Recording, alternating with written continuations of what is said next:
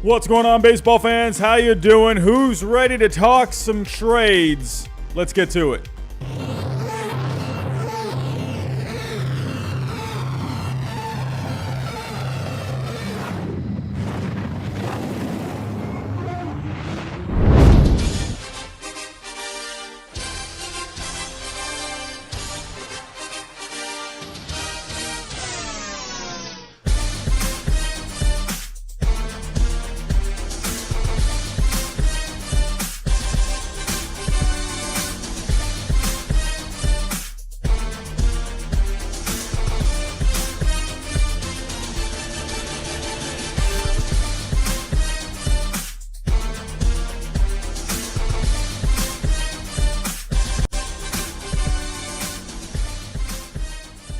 And what is going on, baseball fans? Hello.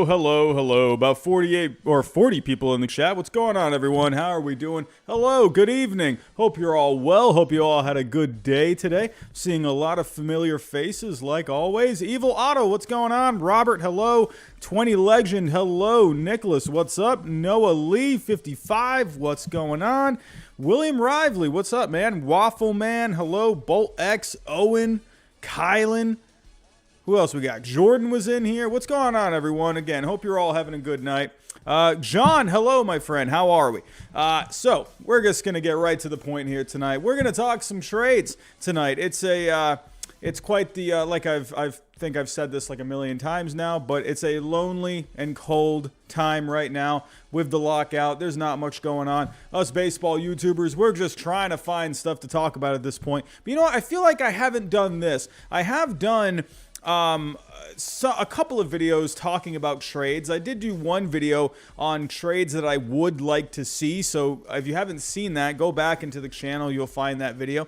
But I haven't really dove into a bunch of different scenarios. So for this stream tonight, I'm going to go over 10 guys who I feel like you've been hearing these names the most. There will be some guys that I won't really dive into tonight. I mean, guys like maybe Kevin Kiermaier. I'm not going to dive too much into him. More like, the bigger names out there, the guys that hold a good amount of value. The reason, leaving for someone like Kevin Kiermaier, leaving someone like him off of tonight's show is, well, it's not really going to cost a lot to get him. I want to kind of dive into those trade scenarios where it's going to take a lot to get some of these guys.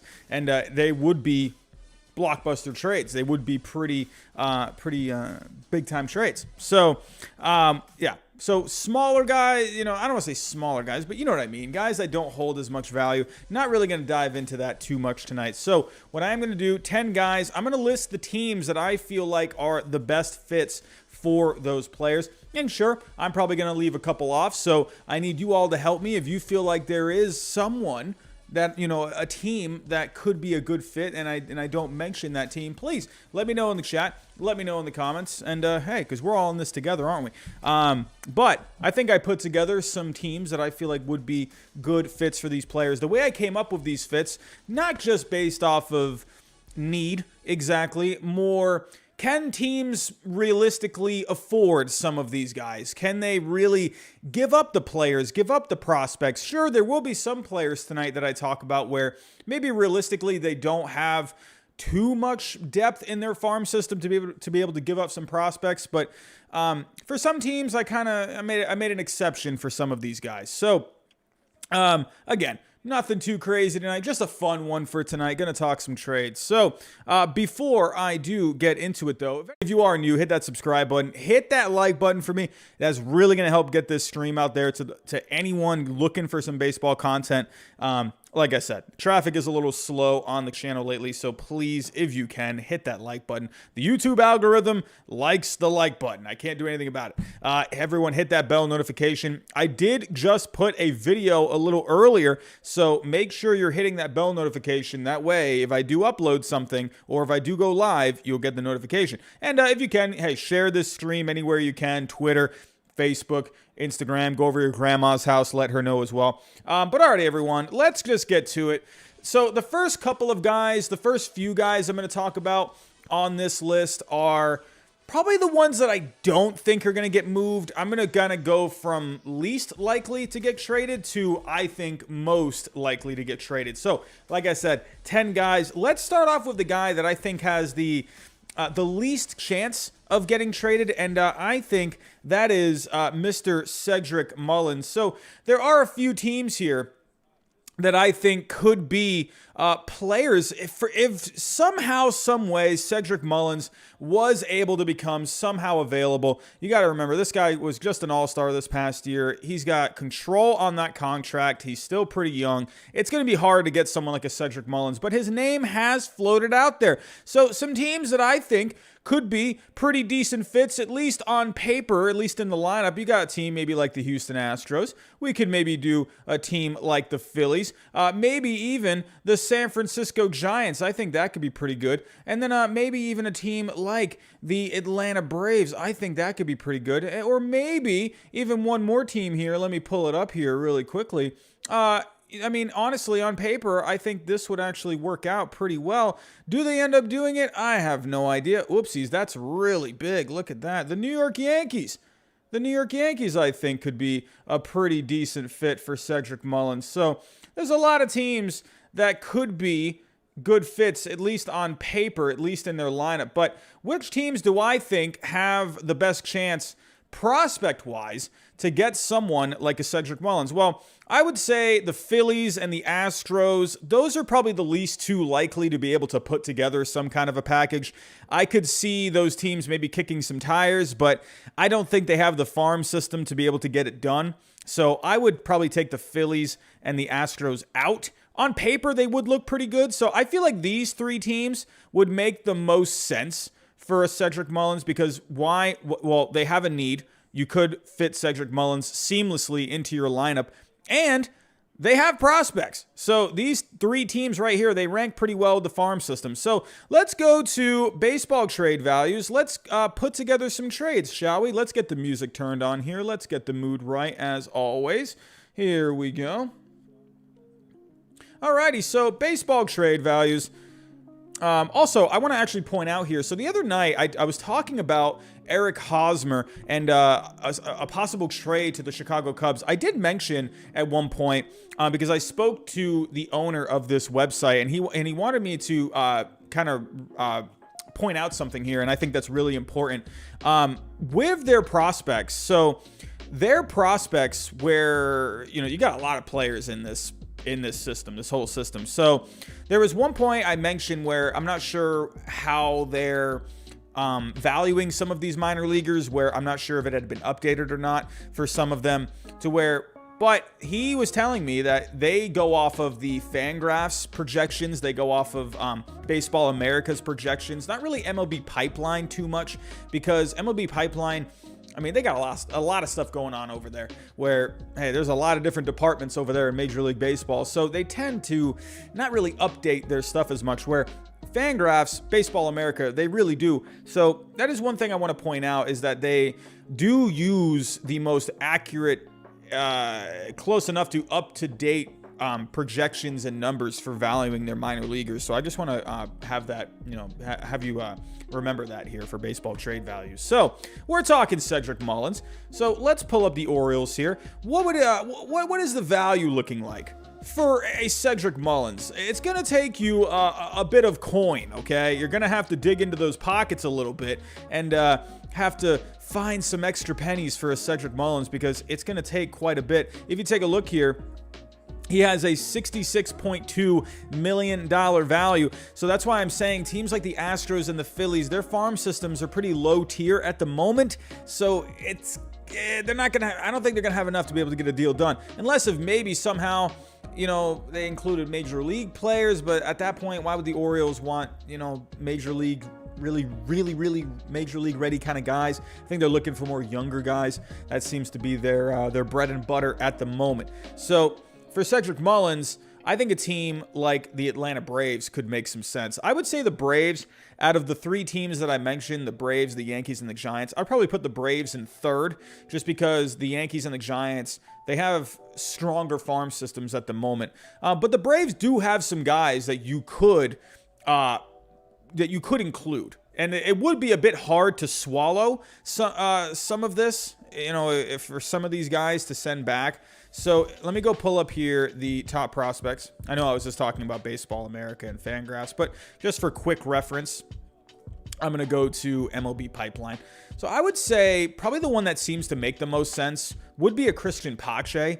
I think that one, where if you're including someone like him, I think that would make some sense. So let me actually pull up here. Pache. So Pache, believe it or not, only a $7.5 million value. So you're going to have to give up more than Pache, even though he is considered their number one prospect at the moment. And actually, you know what? Let me go Fangraphs here. Let me go to the board. I'll use the board for reference as well, because I really do like Fangraphs. I really liked how in depth they go on some of these guys, and also Baseball America too. They do great work. But let's go to the board. Let's go to Atlanta. So Christian Pache is still considered their number one prospect at the moment. So that is one thing to consider. So in the top 100, he is 13. Me personally, I would probably give him a bit more value than this personally. That's just me. That's just how I'm feeling it out. But I think Christian Pache would be a good start, just because, you're giving a really young outfielder for someone like Cedric Mullins, who has obviously major league experience. So another guy, if you're now at this point, let's say it is 7.5. This is what we're working with. You got to somehow make up around $60 million worth of value. That's going to be tough. So you're just going to have to start plugging some guys in here. So would you maybe have to include someone like a Drew Waters? Would you maybe have to include, maybe someone like a Langliers, or maybe even a William Contreras, something like that? So as of right now, if we're looking at someone like Harris, where Michael Harris is their number 4 prospect, would you have to give up 2 outfielders for this guy? I guess take your pick. I think Pache, let's just put him in there. And then, I don't know, if you would want maybe Drew Waters, Michael Harris, possibly. I'll just put Harris. Just to close the gap a little bit more. And then you're only looking at around maybe 26, 27 million possibly. And then you could maybe, I don't know, it's at this point, it's kind of plugging some guys in. Could you maybe go with something, I don't know, maybe take your pick between Langliers and Contreras at that point. Maybe with Langliers, he has a 27.1. Could you do these 3 prospects for a Cedric Mullins? And I think that would be huge for the Atlanta Braves to be able to put someone like Cedric Mullins in your lineup. I think that would make a ton of sense for them. Obviously, because Ronald Acuna Jr., he is not going to be back at the beginning of the season. He should be back probably before the All-Star break. But they could use a center fielder right now. So let me actually go pull up the Braves depth chart here. Let me actually I'll go to this one. Let's go to the Braves. Braves. Where are you? There you are. So the Atlanta Braves at the moment, you have Christian Pache plugged in. So that could be your guy. If you want someone like a Cedric Mullins, that would just be a perfect swap right there. So for Cedric Mullins, it is going to take you quite a bit. Maybe you could go to the San Francisco Giants. If we go take a look at the San Francisco Giants right now, they're losing a bat with Chris Bryant. Could you bring in another bat like a Cedric Mullins, where if you put him in, you got Steven Dugar right there. Cedric Mullins would be a clear upgrade at the moment. He would be a little younger as well. So if you go with someone like a Cedric Mullins, I think that would be a huge improvement for your lineup. So let's do this trade here. And the one thing with the Giants is that they got some pretty decent prospects in that system. So let's go here. Let's pull up Cedric Mullins. Again, he has around $66 million worth of value. But the Giants definitely have prospects to be able to get this done. Could you maybe you could do either a Matos or Ramos So Matos is your number 3. Ramos is your number 4. I would imagine one of these guys would have to be included. Let's just go. I'll go Matos. Why not? Matos is number 3. So let's go Matos. That could be the big prospect included here. Or could you even do someone? I mean, actually, Luciano has more value than Cedric Mullins, surprisingly enough. I mean, honestly, another thing too. I'll get to this option here in a second, but let's just do this. Just going for Mullins here. Let's say, I mean, you could maybe plug in. Well, actually, I don't know. This actually, the thing with the Giants is that they have a lot of good depth, but they don't have a lot of like top heavy value kind of guys. Their number 1 prospect, Marco Luciano, I mean, that would do it right there. Oh, Conman752, what's going on? $10 super chat. Despite old man Angelos not being really involved in day-to-day, I could totally see his sons trying to impress Daddy Dearest by getting rid of Mullins and F off even and piss off even more Orioles fans. Oh man. I mean, could the Orioles do something like this? They would get a haul. If you traded Mullins anywhere, you would totally get a haul for him. I don't know. I mean, who knows? Could Conman? Could they do it? We'll have to wait and see. Conman, you're the best, my friend. Thank you for the $10 super chat. Really appreciate that. All right, so let's say we did Ramos. I don't know if you did maybe like Rogers, or not Rogers, sorry, maybe Harrison. He has about 15 million. Maybe you could go, and then it kind of at this point, it's really just plugging guys in. I mean, you wouldn't do a catcher because you have Rushman. So at this point, I mean, you would have to really just plug in some guys. You're looking at around 24 million left here. So could you maybe let's go Bishop. Let's go. I mean, could you maybe just do Patrick Bailey? I mean, with Patrick Bailey, he is far away. Maybe you could move him to a different position at some point with Rushman there. I mean, that could be a possibility. Whatever, I'll just plug him in. And then you're looking at around 10 million more. I don't know. But that's a lot. At this point, you're giving up a lot of prospects here. So, I don't know if this is really... I don't know, Giants fans, I don't know if you would really want to do this. You know, this is kind of a lot that you're already giving up, and you're having to give up more too. If I were to put in one more guy, I mean, Doval, but he could be your, closer of the future. So do you want to do that? I mean, that's already, now you're giving up major league ready guys. So I don't know if that works. Maybe Pomeris. So Jairo Pomeris, that's your number 9.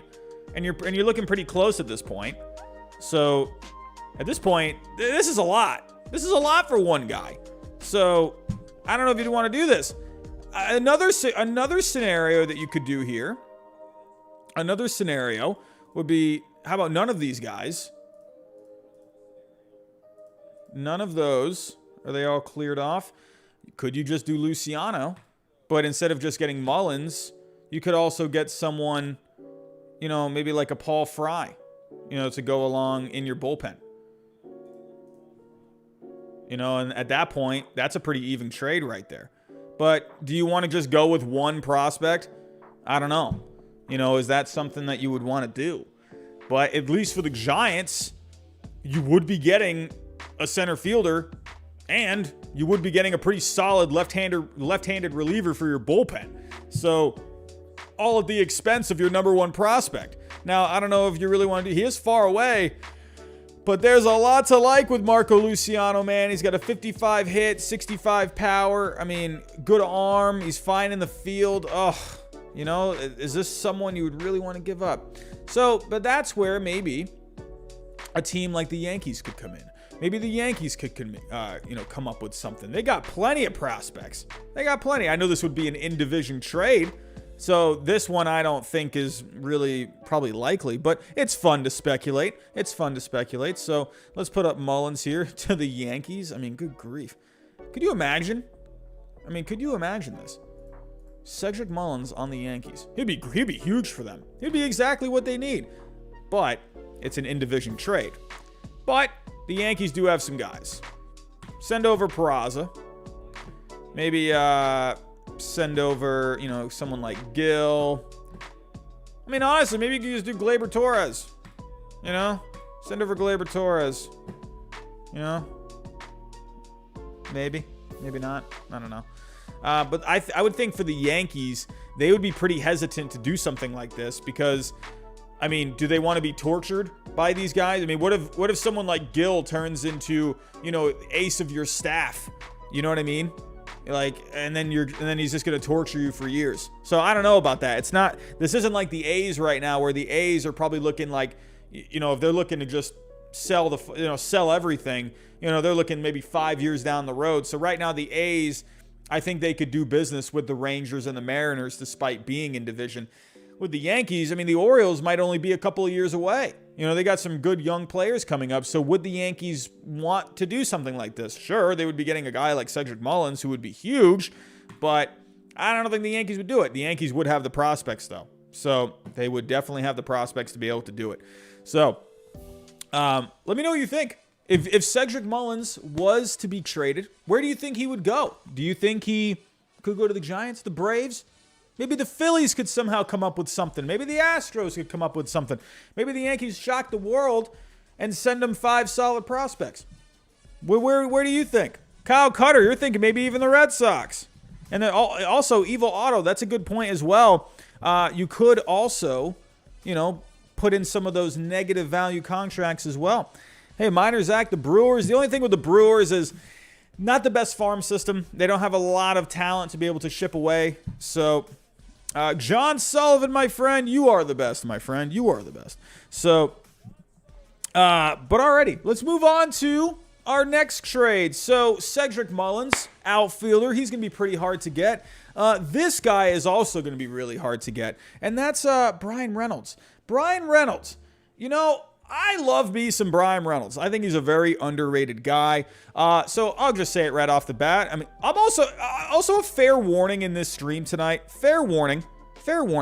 I think, and I think this is okay. You're going to see a lot of teams get repeated here because a lot of these guys, they're going to fill needs for a lot of teams. And that even includes teams that are, hey, these teams are looking at all these different options out there. So again, a team like the Yankees could be good. Again, a team like the Giants could be good. Brian Reynolds can play center field. So Brian Reynolds, Cedric Mullins, they're pretty similar. I think, one more time, and again, I know this is getting kind of boring now, but the Braves. I mean, I obviously, Cedric Mullins, Brian Reynolds are the same. But one other option, I know I did say Cedric Mullins and the Yankees, but would the... what am I saying here? Oh, wait, no. What am I talking about? I'm sorry. I'm getting confused. Could the Blue Jays maybe get involved? I was saying with the Blue Jays probably wouldn't, honestly, I don't know. That's probably why I didn't have the Yankees in it first, probably with Cedric Mullins because it's in division. But the Blue Jays, totally, I think you could see going after a Brian Reynolds. I think he would be a huge upgrade. You could put him in center field, George Springer. You can move him over to right. Yeah, it would just be a nice fit overall. Out of these three, I would say, out of these four, I think all of them make the most sense. The teams with the strongest farm systems, again, the Yankees, the Giants. The Blue Jays, believe it or not, they got rid of a lot of guys. Austin Martin was one guy they got rid of at the trade deadline, so their farm system has taken a bit of a hit. Simeon Woods Richardson as well. So I'm not really going to go over the Braves, the Giants, or the Yankees too much. Let's dive into what a Blue Jays Brian Reynolds trade would look, Blue Jays Brian Reynolds trade would look like. So let's pull it up here. Let's pull up the Pittsburgh Pirates. Let me share the screen. Alrighty, here we go. So let's go to the Blue Jays. I think the Blue Jays would be really fun for a Brian Reynolds. It would take a lot, but I think they could get a deal done. So the lucky thing with the Blue Jays is you have someone like a Groshans there where he could be expendable. Now, I think the Blue Jays would love to be able to call him up eventually, but, I think they could survive trading him away. Also, let me pull up Brian Reynolds' trade value really quick. It is $85 million. So you could argue maybe Brian Reynolds is maybe maybe Cedric Mullins is more likely to get traded than a Brian Reynolds just because of that value. And Brian Reynolds, man, he's not really that old. He's 26 years old. So, but depends, will the Pirates want to hang on to him long term? How far away are the Pirates? Probably a good 2-3 years at this point. Brian Reynolds at that time, he's going to get closer to free agency. So maybe the Pirates would want to sell high on Brian Reynolds sooner rather than later if they're not going to re-sign him. So I think Brian Reynolds would be a really fun fit for the Blue Jays. So let's start off here. It's going to take a lot to get someone like this. So let's see what we can do. Groshans, let's do that. I mean, I don't think they're going to do Moreno, man. Moreno, that would greatly close that gap, but I don't know. I don't know if they would do it. Could you maybe do someone like a Gunnar Hoglund? Could you maybe do, could you honestly maybe even do something like a Kevin Biggio, where maybe a change of scenery would help, major league ready player. At this point, though, you're still pretty far away. So I don't know if the Blue Jays are going to have enough firepower to get this done. So while it would be fun on paper, I don't know if they have could you maybe do Martinez as well? But at that point, you're just giving up, good grief. Let's take a look here. Toronto Blue Jays. So Moreno, I don't see the Blue Jays giving anyone Moreno. I think they're going to hang on to him. But then you got your 2 and your 3. The Blue Jays infield at this point, you could probably find ways to, you got Bo Bichette, Vlad Jr., So, they could just turn to free agency for the next few years until someone else gets, climbs up the ranks. But, so I don't know. I think they would want to keep at least one of these guys, though. I don't think they would want to give up both. So that's why it's going to be hard, I personally think, for the Blue Jays to acquire someone like a Brian Reynolds. I don't think it's going to happen because your 2 best guys are both infielders of the future. So I think the Blue Jays, they're going to want to hang on to one of those guys. So I don't know about the Blue Jays. It would be really fun. I think Brian Reynolds would be great. The Yankees. Again, I think the Yankees would make a ton of sense. It would make a ton of sense here. Let's put here Reynolds. And the Yankees have also been connected to Reynolds this offseason. So let me, I can probably keep these guys here. Gill and Peraza. So we're still looking at around maybe $47 million in value. So, at this point, kind of just start plugging in guys. You could do,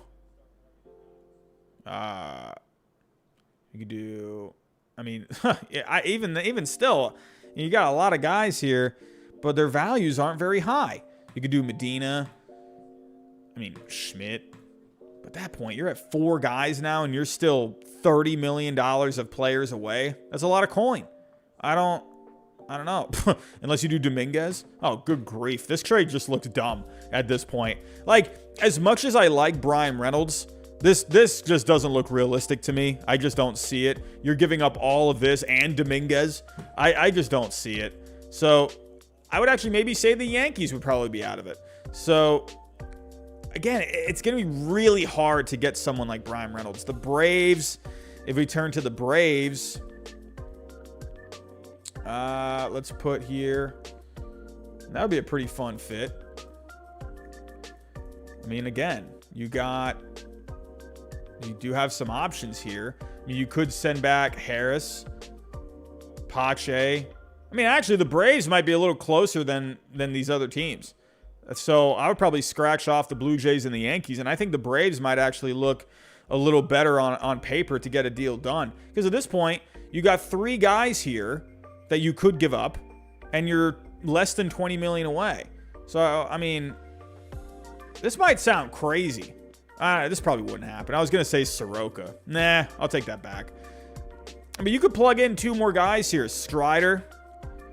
And, what are you at now? So you need $9 million? I don't know. Maybe, well, you're already giving up Langley's here, so so Contreras would stay. Franklin. Maybe Franklin, or maybe just, what was the other one that I was looking at here? I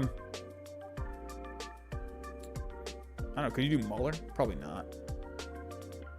Oh, whatever. He's plugging Franklin. So, I mean, you're looking pretty close at this point. It's a lot. It's for these guys, it's going to take a huge package. Huge package. I just don't see it getting done. So, I don't know. So, that's why, you know, with the Phillies, I'm not even going to even talk about the Phillies or the Astros because, no. Because they don't have enough at all. Like, they don't have enough to even get close, I think, for a Brian Reynolds. The Giants would be really interesting. Now, we talked about the Giants a second ago. Let me pull up the Giants here. So, let's put... The Giants have one piece that you could give up. And then you could do just Luciano. And you could do, like, just someone else. Like, maybe... I don't know. You could do Ramirez. And then just one more guy. So, I don't know. Whatever. Just for example, I'll just put Bailey. And I mean, look at that. So, like, well, no, probably not Bailey because they got they just drafted a catcher, so that's not going to work. So let's take out Bailey. Whatever. I'll just put Bishop. So I mean, and there you go. So I actually think maybe the Giants have the best shot at getting someone like Brian Reynolds. I think that actually can make a lot of sense. I mean, you're going to have to give up your number one prospect. But, I mean, because the one thing, you know, I think teams, they're also a little hesitant sometimes to just trade for, even if it's like a top prospect, you know, even if it's a number one prospect. I think they want a little bit more usually just because what if that prospect doesn't work out? You know, that's happened before. Number one prospects have not panned out sometimes. So, I think that I actually kind of like this. So if I were to go back here to Brian Reynolds, if I were to pick a team out of these four that I put, I would take out the Yankees. I would take out the Blue Jays. I would take out the Braves. And I think the Giants would actually be the best fit for a Brian Reynolds, to be completely honest with you. I think he would be the best fit. If I were to go back to Cedric Mullins, I think the Giants, again, they have enough to get it done. I think the Braves have plenty of enough to get it done. I would probably take out the Yankees, and I would put the Giants, and I'd put the Braves. So I think one of those teams, they could do it. So I feel like the Giants would be a better fit for a Brian Reynolds. So just for the sake of this, I'll take out the Giants, and let's put Cedric Mullins on the Braves. Let's do that. Let's get it done. Cedric Mullins, a Braves, and Brian Reynolds on the Giants. So let's move on here. Let's move on to our next player. We got 8 more guys to talk about here. We got 8 more. So here we go. Third player on this list. I don't think he's going to get traded now. I think he could at the deadline. He has yet to sign an extension with this team. And supposedly, he is not very happy with his team right now because they just signed a catcher. And there's no extension. He's going to be a free agent after this season. And that's Willson Contreras. I think there's a lot of... Actually, no, I take that back. There is not a lot of teams that could really use a catcher right now. I came up with 2. So, I think the Astros and I think the Yankees. These are the 2 that I think are the best fits for him. So let's go see who would have the better trade. Who would have the better trade for a Willson Contreras? Now, my rationale behind this, well, the Yankees have Gary Sanchez, and Gary Sanchez stinks. And the Astros, they have Maldonado, and while I do like his defense, he doesn't really have too much of a bat. So Willson Contreras would actually be a really nice fit for the Houston Astros lineup, I think, especially with them possibly losing Carlos Correa. So let's take a look here. What would a trade look like for Mr. Willson Contreras? So here we go. For Willson Contreras, you're looking at probably around 20 million of value. No, 14 million. 14 million. Actually, let me get rid of the Giants here. Let's pull up the Astros first. Let's see who would be the winner for a possible trade. So with Wilson Contreras, it's not going to take a lot. This is where I think the Astros could really come in, and they could really pull something off here. So let's take a look. Astros. They could absolutely get something done. Let's pull up their top prospects.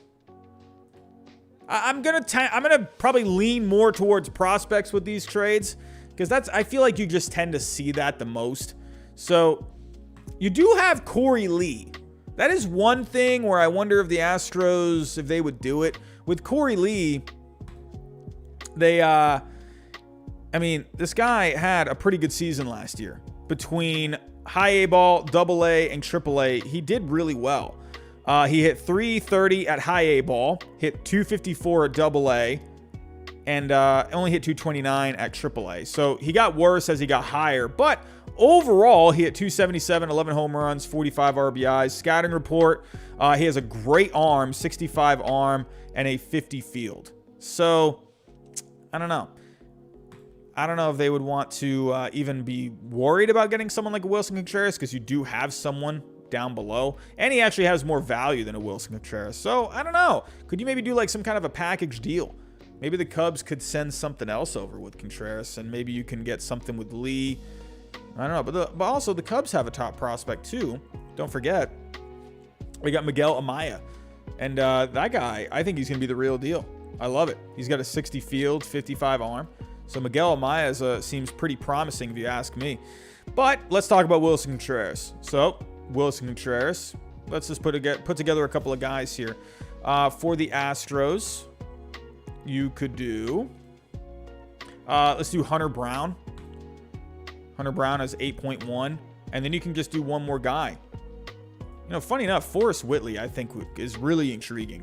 I think Forrest Whitley could be, whatever. Let's just put him in, and then you got $3 million left. So, I don't know. Let's do, maybe like Alex Santos. Let's do Alex Santos. And I think you might have something here. 3 pitchers. I mean, maybe something like that. Actually, do the Astros have another catcher? Maybe they would want a catcher back. Yiner Diaz. Diaz. I mean, I don't know. Maybe you could send back. Whatever. I'm using the numbers, really. I wouldn't say this is like the trade that I would personally go with completely. Would the Astros want to give up this much pitching in their system? Let me take out a pitcher. Let's take out Santos. Let me put Joe Perez. Let's put Perez. Oh, actually, this might work. So, let's take out Santos and Whitley.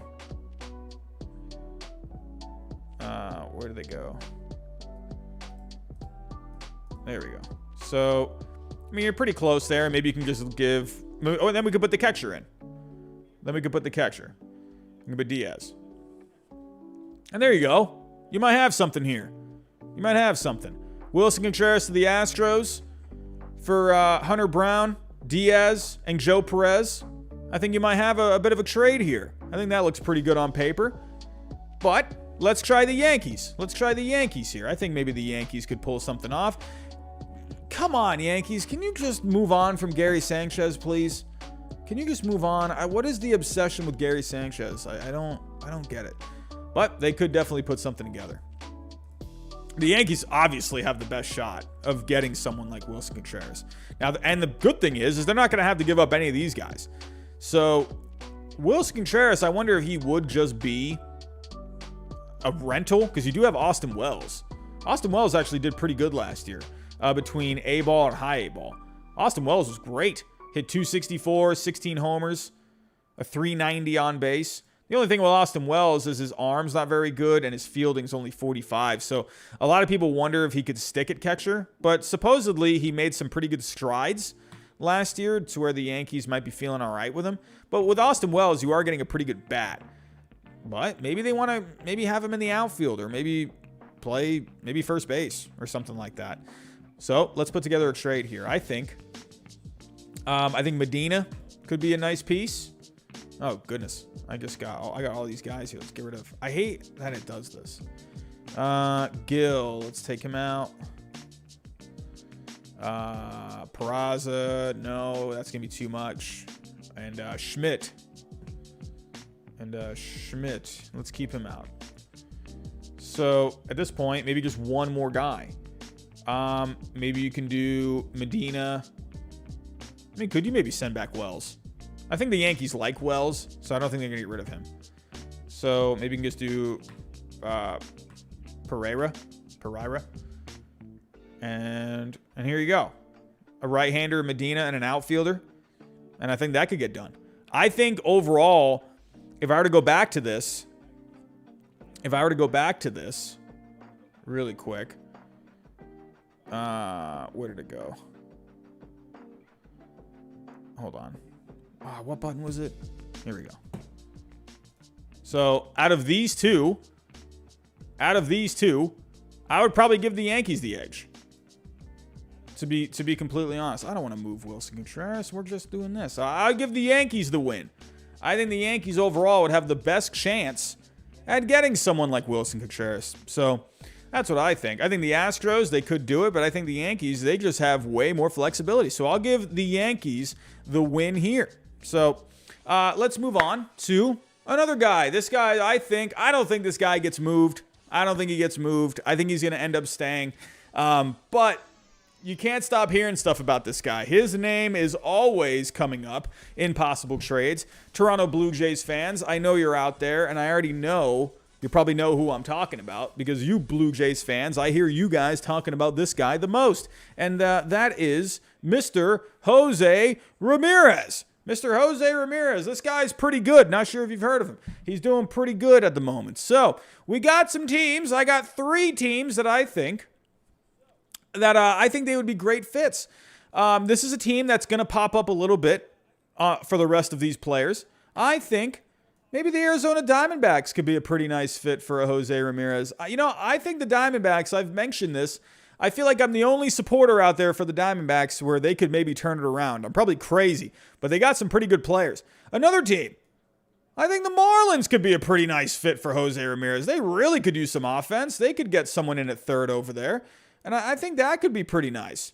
And then the other team, and of course, Blue Jays fans. I know you're out there, Blue Jays. Of course, Jose Ramirez could fit on the Blue Jays. What team would have the edge in getting a guy like Jose Ramirez? Well, let's take a look at some options here. Let's look at some options. So let's start off with the Diamondbacks. Let's do that one. I think the Diamondbacks would actually be a pretty nice fit. So, but let's go to the Guardians. Wow, I am saying Guardians now like it is nothing. The Guardians. Again, Jose Ramirez, it's going to take a lot to get him. As of right now, Brian Reynolds, I think, out of all these guys, had the highest value. And Ramirez is pretty close. He's at $73.7 million. So let's go to the Diamondbacks. Here's the good thing with the Diamondbacks is they have some pretty good depth. So where is the board? The Diamondbacks right now, believe it or not, does anyone realize that the Diamondbacks have the 4th highest valued farm system right now? Does anyone know that? 4th highest valued farm system. That's not too shabby if you ask me. I think the Diamondbacks could put something together for a Jose Ramirez. They could use the offense, absolutely. If we take a look at the Diamondbacks right now, the Diamondbacks, I'm looking at third base. I'm looking at Josh Rojas. I like Josh Rojas, but I see him as more of like a utility kind of a guy. I think this is a guy that can move around. And if you get the universal DH, obviously that's really going to help. But Josh Rojas, I look at almost like a Brock Holt.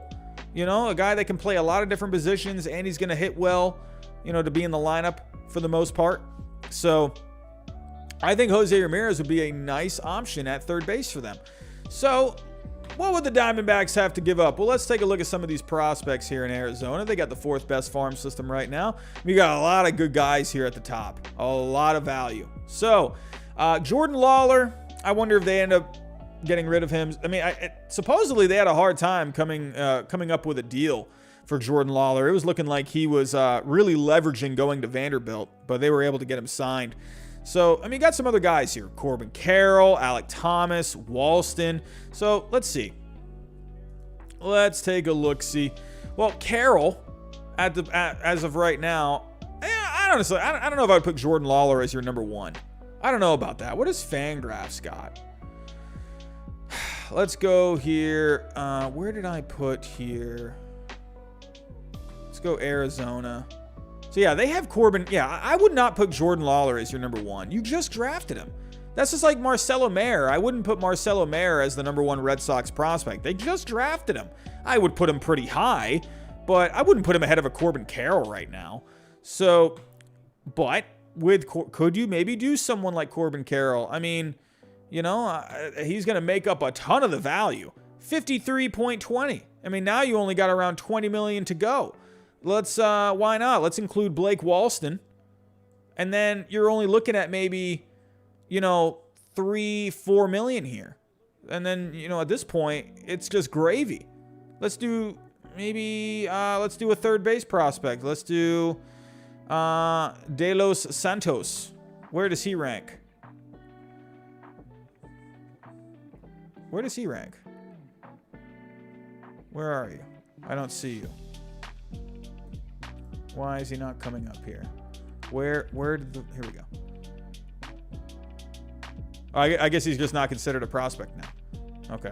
So, let's take him out. I don't know. Maybe we could let's do Pena. Where's Pena on here? Why are these guys not coming up? Really? I mean, he's got a 3.3 value. I feel like he should be there. Well, that just shows how deep the Diamondbacks system is. Whatever. Let's just put Pena. Or could you do Seth Beer? I mean, that'd be pretty fun. Let's do Seth Beer. I like this. Let's take Pena out. Well, okay, I'll put him back in. Let's put Pena back in. Or Beer back in. Well, actually, if I take Pena out, what is that? I mean, you're looking pretty close here. But whatever, I'll just put in Pena because he's considered a third baseman. So, I think the Diamondbacks, if they're willing to give up Corbin Carroll, I mean, I'm just saying, you might have yourself a Jose Ramirez here. That'd be a pretty nice get for the Guardians there. So, and you'd be getting Blake Walston as well. I think the Diamondbacks could have a pretty good chance. I don't know if they want to give up Corbin Carroll, but with Jose Ramirez, let's take a look at how long until he's a free agent? Let's see. I think it's after next season or after 2023. So, yeah, it's a club option. So you'd have him for 2 seasons. Of course, you're going to exercise that option. So would you be willing to give up all of that, you know, for 2 years of Jose Ramirez? Maybe you can get him signed up to an extension. So 0989, probably not going to do Luke Voit. I probably will bring up Luke Voigt's name at one point, but I'm not going to actually have him as like a guy I'm focusing on too much. But his name could come up in some of these trades. Let's take out Carroll. What would it look like without Carroll? Maybe you could do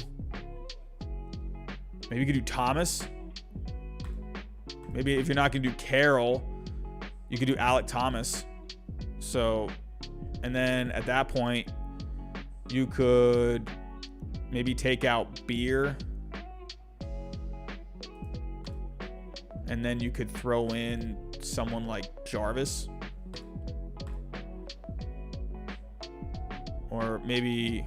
Or De Los Santos. Let's take out Jarvis. So maybe you could do something. I don't know. You're getting kind of closer here. Let me take out Pena. And then you need about 5.7. So whatever. I was throwing Jarvis. And then you got something here. So there are prospects here available if you don't want to part with a Corbin Carroll. So I think the Diamondbacks, they got a pretty decent farm here to get something done for Jose Ramirez. I think that'd be pretty good. Let's go to the next team. We had the Miami Marlins. So I think the Marlins, they got tons of pitching. They could definitely get a deal done. I mean, they really could use a bat. That would be huge. They were one of the worst teams offensively last year. They've already added Aviseo Garcia. Supposedly, they're looking to add another outfielder. I think the Marlins with Jose Ramirez, and he's not expensive, so he kind of would fit their payroll. So let's go here. Mr. Jose Ramirez, 73.7. Again, that's going to take a lot. Let's pull up the Marlins. You got some guys here. You got some guys. I would imagine maybe someone like Edward Cabrera would be someone, you know. I know that would be pretty hard, you know, to come to terms with in your head. Really? Cabrera only has a 15? Oh, wow. I don't know. Actually, he may be pretty far away. I don't know. Would they want to get rid of Max Meyer? I don't know about that. Sixto Sanchez, probably not.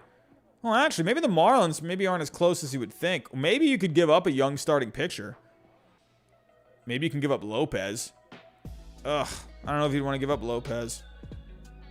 I mean, maybe. I don't think that's completely out of the question. Let me take out Cabrera here. But I think he would make the most sense because he has a ton of value. And then with the Marlins, you can kind of just plug in some guys. You can put in Blade. And then maybe not Khalil Watson. You can give up maybe Jose Salas.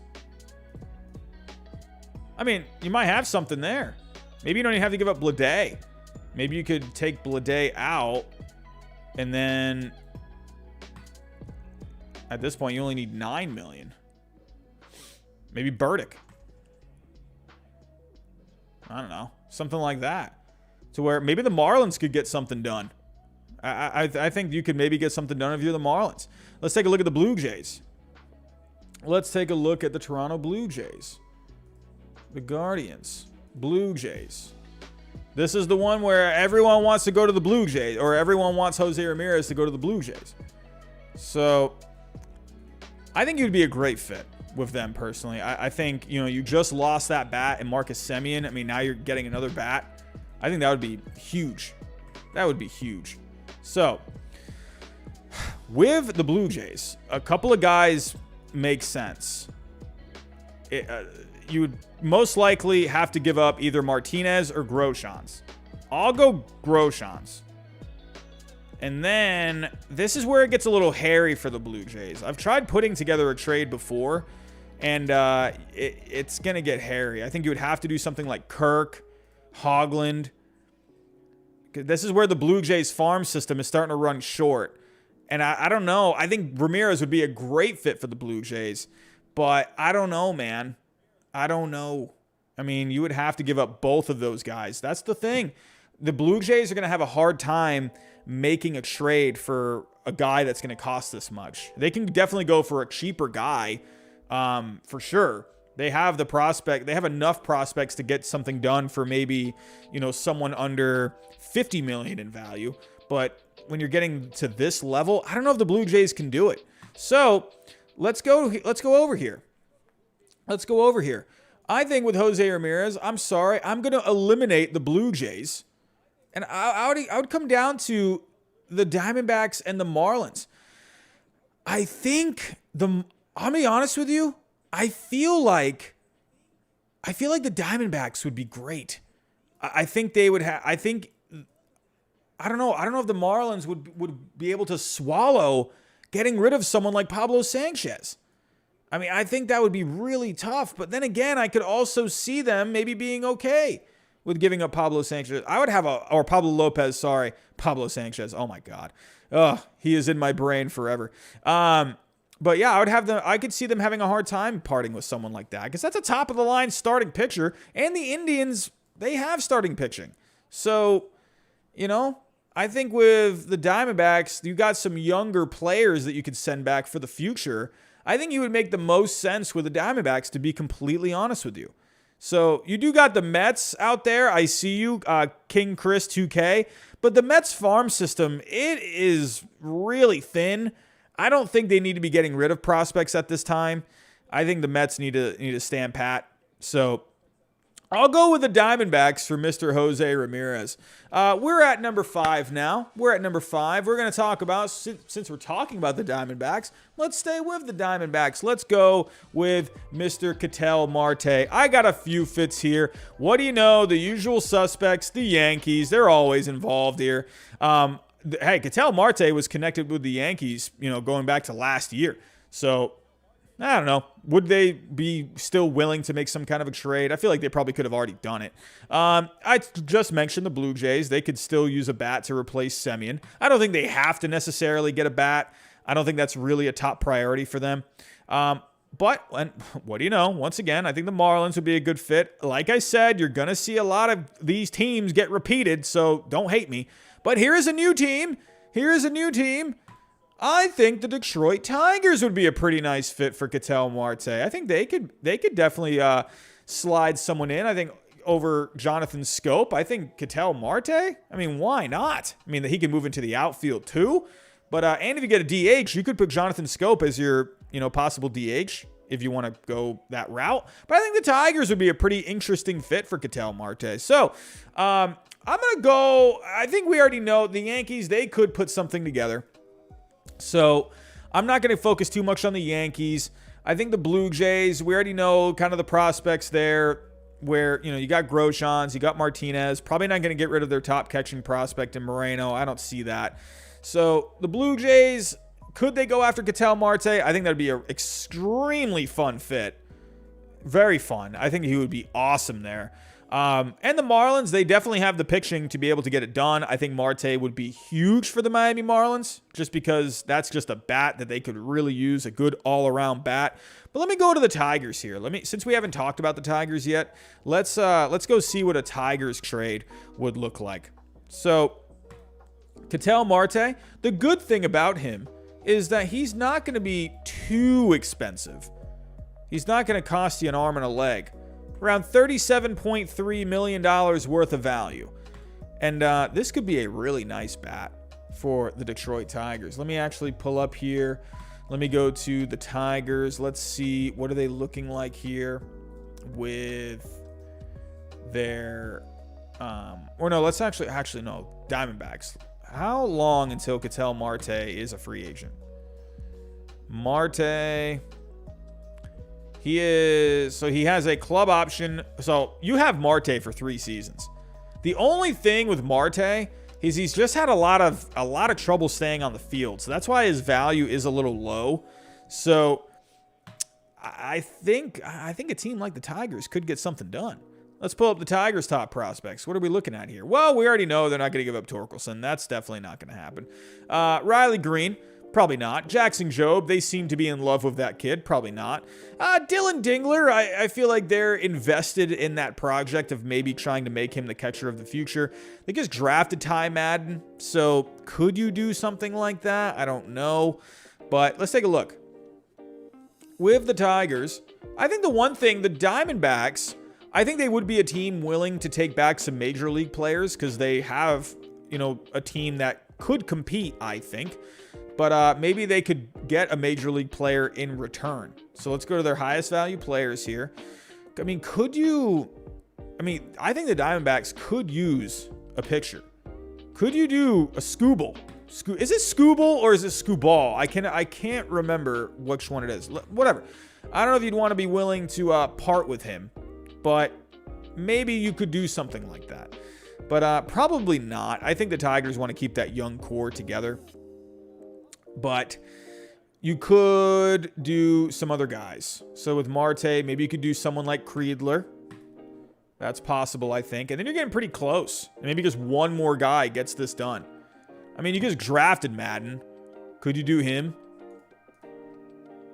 I mean, at that point, you got something here. So I think you might have something here. If you're willing to part with a young starting pitcher in Skubal, I think. Or is it Skubal? I can't remember. I'm always, I'm gonna settle this once and for all. Let's go to the pronunciation. Baseball Reference, help me out here. Oh, they don't give me the pronunciation. Is it Tarek or is it Tariq? Tariq Skubal. I like saying Tariq Skubal. I'll say Tarek Skubal. Is that how you say it? I'm sorry. Bull, not ball. Bull. Okay, so it's Skubal. All right, so Tarek Skubal. All right, cool. We got it done. But, I mean, could you maybe part with someone like him? 25 years old. Had a pretty good season last year. I mean, he's gotten better since 2020. So a lot of his numbers got better. His home runs came down. His walks went down. Strikeouts went down a little bit. Hits went up a little bit. But the FIP was still really high. I don't know. But maybe the Diamondbacks would like to have another starting pitcher, a young starting pitcher. I think you could do something like this. So I think the Tigers would be a really nice fit. Tarek. Okay, cool. Tarek. I see you all. So it's Tarek Skubal. Cool. All right, we got it down pat now. Thank you, everyone. But maybe the Tigers for Ketel Marte. I think the Marlins would be a really nice fit. Let's actually get the Marlins here. Here we go. Marlins. And let's get Marte. Now the Marlins, they wouldn't have to give up someone like a Pablo Lopez. They would probably be safe there. But they'd have to give up something.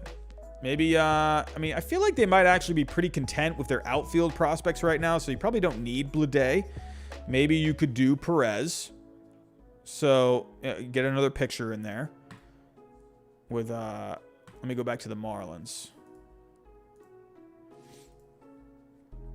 So, Yuri Perez. He made a lot of strides last year. He was a guy that really was not really well known, and he did extremely well in the minor leagues last year. I mean, look at these numbers. He climbed up their rankings. He had 78 innings and a 1.96 ERA, 108 strikeouts over 78 innings. So maybe they could sell high on a prospect like Yuri Perez. I think that's possible. So you could definitely do something like him. And then you'd have to do 20 million more. What could you do? Whatever. I'll say Bleday, just to kind of get that going. And then maybe you could just do Salas, get another infield prospect. Maybe you could have something there. So the Diamondbacks and Marlins, I mean, again, the common denominator with those two teams is they have farm systems. They have a leg up on a lot of teams, to get deals done, because they have the resources to get these deals done. So, but that's what I'm thinking here. I think Marte would be a great fit for the Marlins and the Tigers. The Yankees, yes, he would be a nice fit too. He could bounce back between center field and second base. But the one thing with the Yankees is they've had injuries, over the last few seasons. Do they want another guy that is going to be more of a health risk? I don't know. So I'd probably cross off the Yankees there. Really quick, before I make my decision on the team that I think would be the best fit, let's do the Blue Jays really quick. Let's do the Blue Jays, because I think that would be huge. A switch hitter in that lineup, I think would be awesome. But let's do Marte. They could definitely get a deal done. You could either go with Martinez or Groshans. Let's part with Martinez, and then you got 12 million more. I mean, honestly, could you just do Biggio? Just do Biggio. And then you got something. Instead of Martinez, if you want to maybe include, let's get rid of Martinez. Maybe we could do, maybe, I don't know, Hoagland.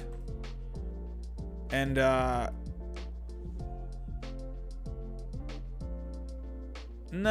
would probably, I don't know. Looking at these guys, I'm probably thinking Martinez or Groshans. I'll just do Martinez. I mean, that could be pretty nice.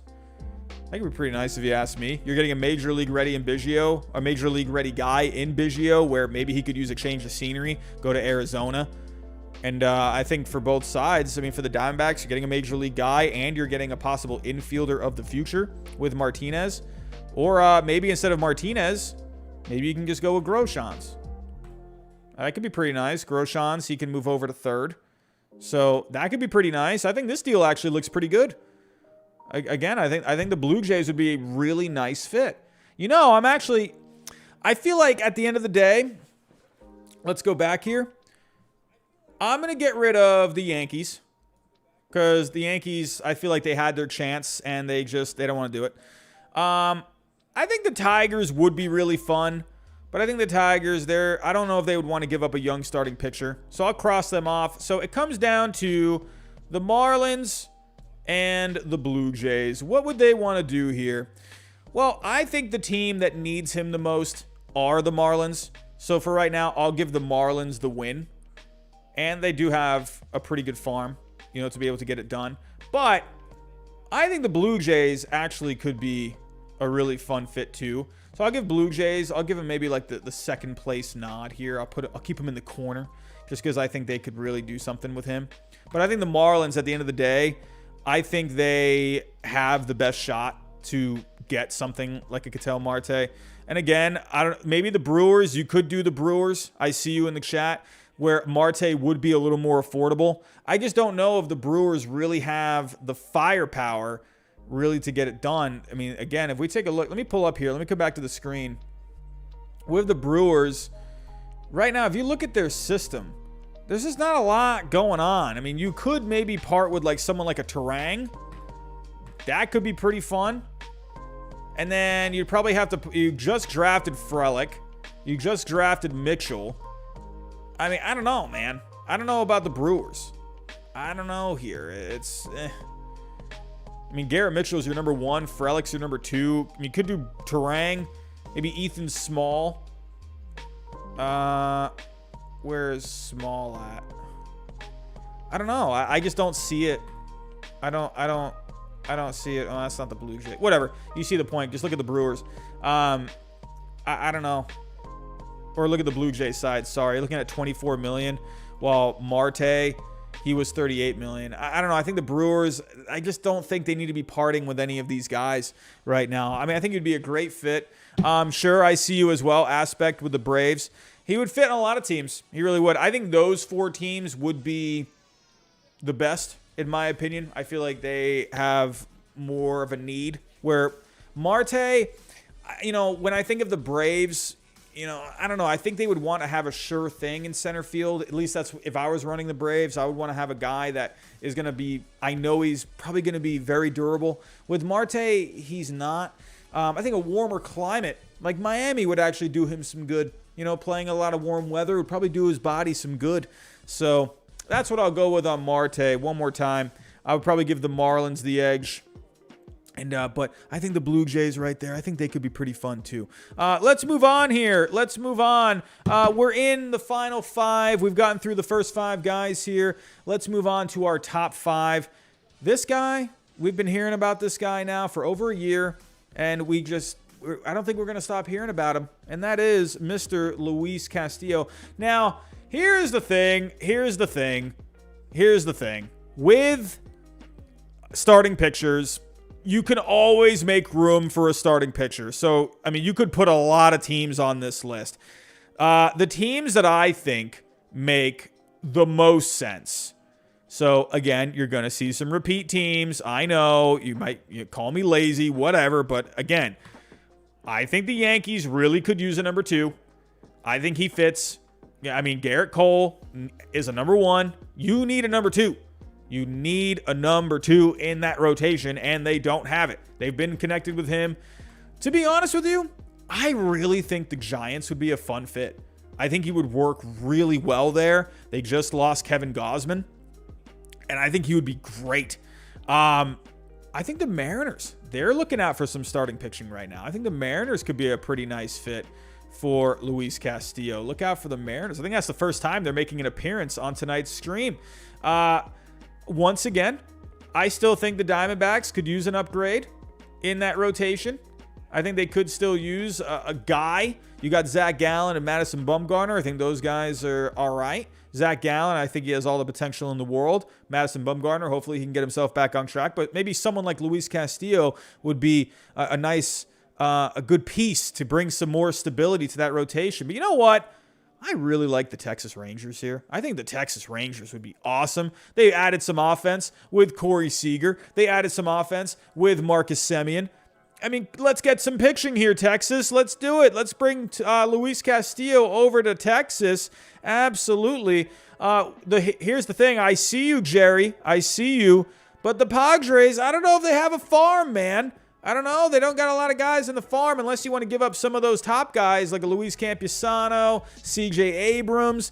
Here's why I'm saying that. Let's go here. Let's pull up Luis Castillo's value. Luis Castillo, taking a look here at his value, it's pretty high. It's not. He's going to cost you some coin. Luis Castillo, I can actually pull it up here. He has a 68.3. 68.3. He's going to cost you a lot. So, and with Luis Castillo, let me actually see here. When is he going to be a free agent? Hey, we got 114 people in the chat. What's going on, everyone? Luis Castillo, he's got 7.6 projected for this year, and he's got one more year of arbitration, and then he's a free agent after that. So, 2 years of control for Mr. Luis Castillo. Let me pull up a Rangers trade here. I haven't talked about the Rangers yet. Let's do the Rangers. I think that could be pretty fun. Hold on, let me put Castillo over there. That could really get the Rangers going, man. Man, oh man. Imagine if they got Luis Castillo, and then you got Jack Leiter. Maybe, who knows, maybe Jack Leiter can just pummel his way through the minor leagues and just end up just being just an ace sooner rather than later. Could you imagine those two guys at the top of their game in your rotation? I mean, good grief. That'd be nuts. But Luis Castillo, let's see. What would it take for the Rangers to land someone like him? Well, you're not going to get rid of Dane Dunning because you just traded for him recently, so that's not going to happen. With the Rangers, so they actually, believe it or not, the Texas Rangers have quietly put together a pretty good farm system. Let me pull up their farm system here.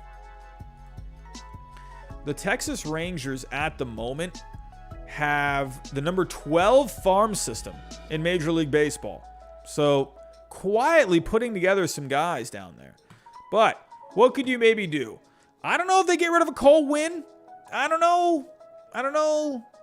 But I mean, maybe that would really get the conversation going. Could you get rid of Josh Jung? I don't know, man. You just got Semien and Seager. I think you would like to have Jung there as well. So I don't know. This might actually be kind of hard. But let's see what we can do. I think Cole Winn would have to be in it. I think you'd have to get the conversation started with Cole Winn. Then, I mean, they did just get a lot of guys for Joey Gallo. So maybe you could kind of spin those guys off to Cincinnati. You just got Duran. Ezekiel Duran is your number 7. Don't forget they also got Josh Smith. So I think that could be possible. Here's another thing, too. With Foscue, I mean, could you trade Foscue? I mean, you got Semien now for how many years? You got Seager for how many years? I think Foscue could be a guy you send back. Let's keep going here. Let's see what else we can do. I mean, could you maybe send over? No, probably not. You wouldn't send over Nate Lowe. Probably not. Votto, I think, is there. And how many more years does Votto have? Good grief. But let's put Duran there as well. I don't know if maybe Duran can play some outfield. He's projected as a middle infielder right now. Add in his solid speed. Duran has 20-20 potential, while his average arm is best suited for second base. New York's infield instructors thought he showed enough range and carry on his throws in the Dominican last fall to merit time at shortstop. Well, they're not saying anything about the outfield, but he's got speed for the outfield, so maybe Duran could be converted into something like that. But with this, you're getting pretty close here. You're getting pretty close. You're around 13, 14 million. Let's get one more guy. I think we can do it. How about White? Where does White rank? White. Is he even... Nope. White is not here. Why is White not here? I'm guessing he's no longer considered a prospect. Maybe you can do Harris. Where does Harris rank? Dustin Harris is your number 17. I mean, you're kind of getting close here. you're getting close. I think you're maybe onto something here. If you're the Rangers, you got a lot of infielders you don't need. You'd probably have to get rid of a Cole Winn if you want someone like Castillo. I think he gets the conversation started. Waffle Man, Dustin Harris not going anywhere. All right, I'm going to listen to you. Let's take out Dustin Harris. Let's see what else we can do. I mean, I don't know. White. Let's do White. Let's do that. Couple of pitchers, couple of infielders. How about that? Is that all right? I know, Waffle Man. I know it seems like a lot. But remember, with a guy like Castillo, I mean, he's got a couple of years of control. He's not making any money. I think he's making like $7 million this year? Oh, that's ridiculous. Look at Luis Castillo's numbers this year. He got off to a bad start, but once again, showing that he's durable. 33 starts, 192 Ks, and 187 and 2/3 innings pitched, 3.98 ERA, 3.75 FIP. You know, kind of a down year compared to what he was doing in 2019 and 2020. But I think Luis Castillo, he has all the talent in the world, man. I would love to have Luis Castillo in my rotation. It is definitely a lot. I would think with Duran and Foscue, I'd be okay with giving up some of those guys because, well, your middle infield is pretty much set for the next 5 to 6 years. So I think you could swallow parting with these guys. Now, Cole Winn, on the other hand, that would be the one I'm having trouble with. I would have trouble with that because I almost feel like I would rather hang on to a Cole Winn than give him up for Castillo. The Rangers are in no rush, so while this may look all right on paper, in theory, I don't know if this really gets it done. You know, I think that would be. I don't think the Rangers need to do something like this. So let's move on to another team. Here we go. Here, let's pull this one back up. So let's take the Rangers out of it. I think they would be really fun. So I think the Giants would be really fun. Again, the Diamondbacks. The Yankees really need a number 2. I'll be honest with you. If there's one team that I think that really should go after him, it's our arch rival, the New York Yankees. But the Seattle Mariners could be pretty fun as well. Let's go to the Mariners. We haven't talked about the Mariners yet. Let's go back here. So what would it take for the Mariners to get someone like Luis Castillo? Let's see here. Pulling back up. And the Mariners, I mean, they just signed Robbie Ray. I mean, would they be willing to sign someone like Luis Castillo? Oh, him atop that rotation? Oh, come on. Robbie Ray and Luis Castillo? That's pretty nasty if you ask me. And then you got, you know, all these other young guys coming up, like Gilbert. I mean, come on now. Come on. You know, Kirby, Brash. I mean, then you got some other guys like Flexen in there too. I mean, I think that could be pretty fun. But for the Mariners, I think it would be pretty nice for them to go get someone like this, and they have the pieces. Actually, believe it or not, the Mariners they don't rank as high as you might think. They rank 16th overall right now in farm systems. So, but they do have pieces.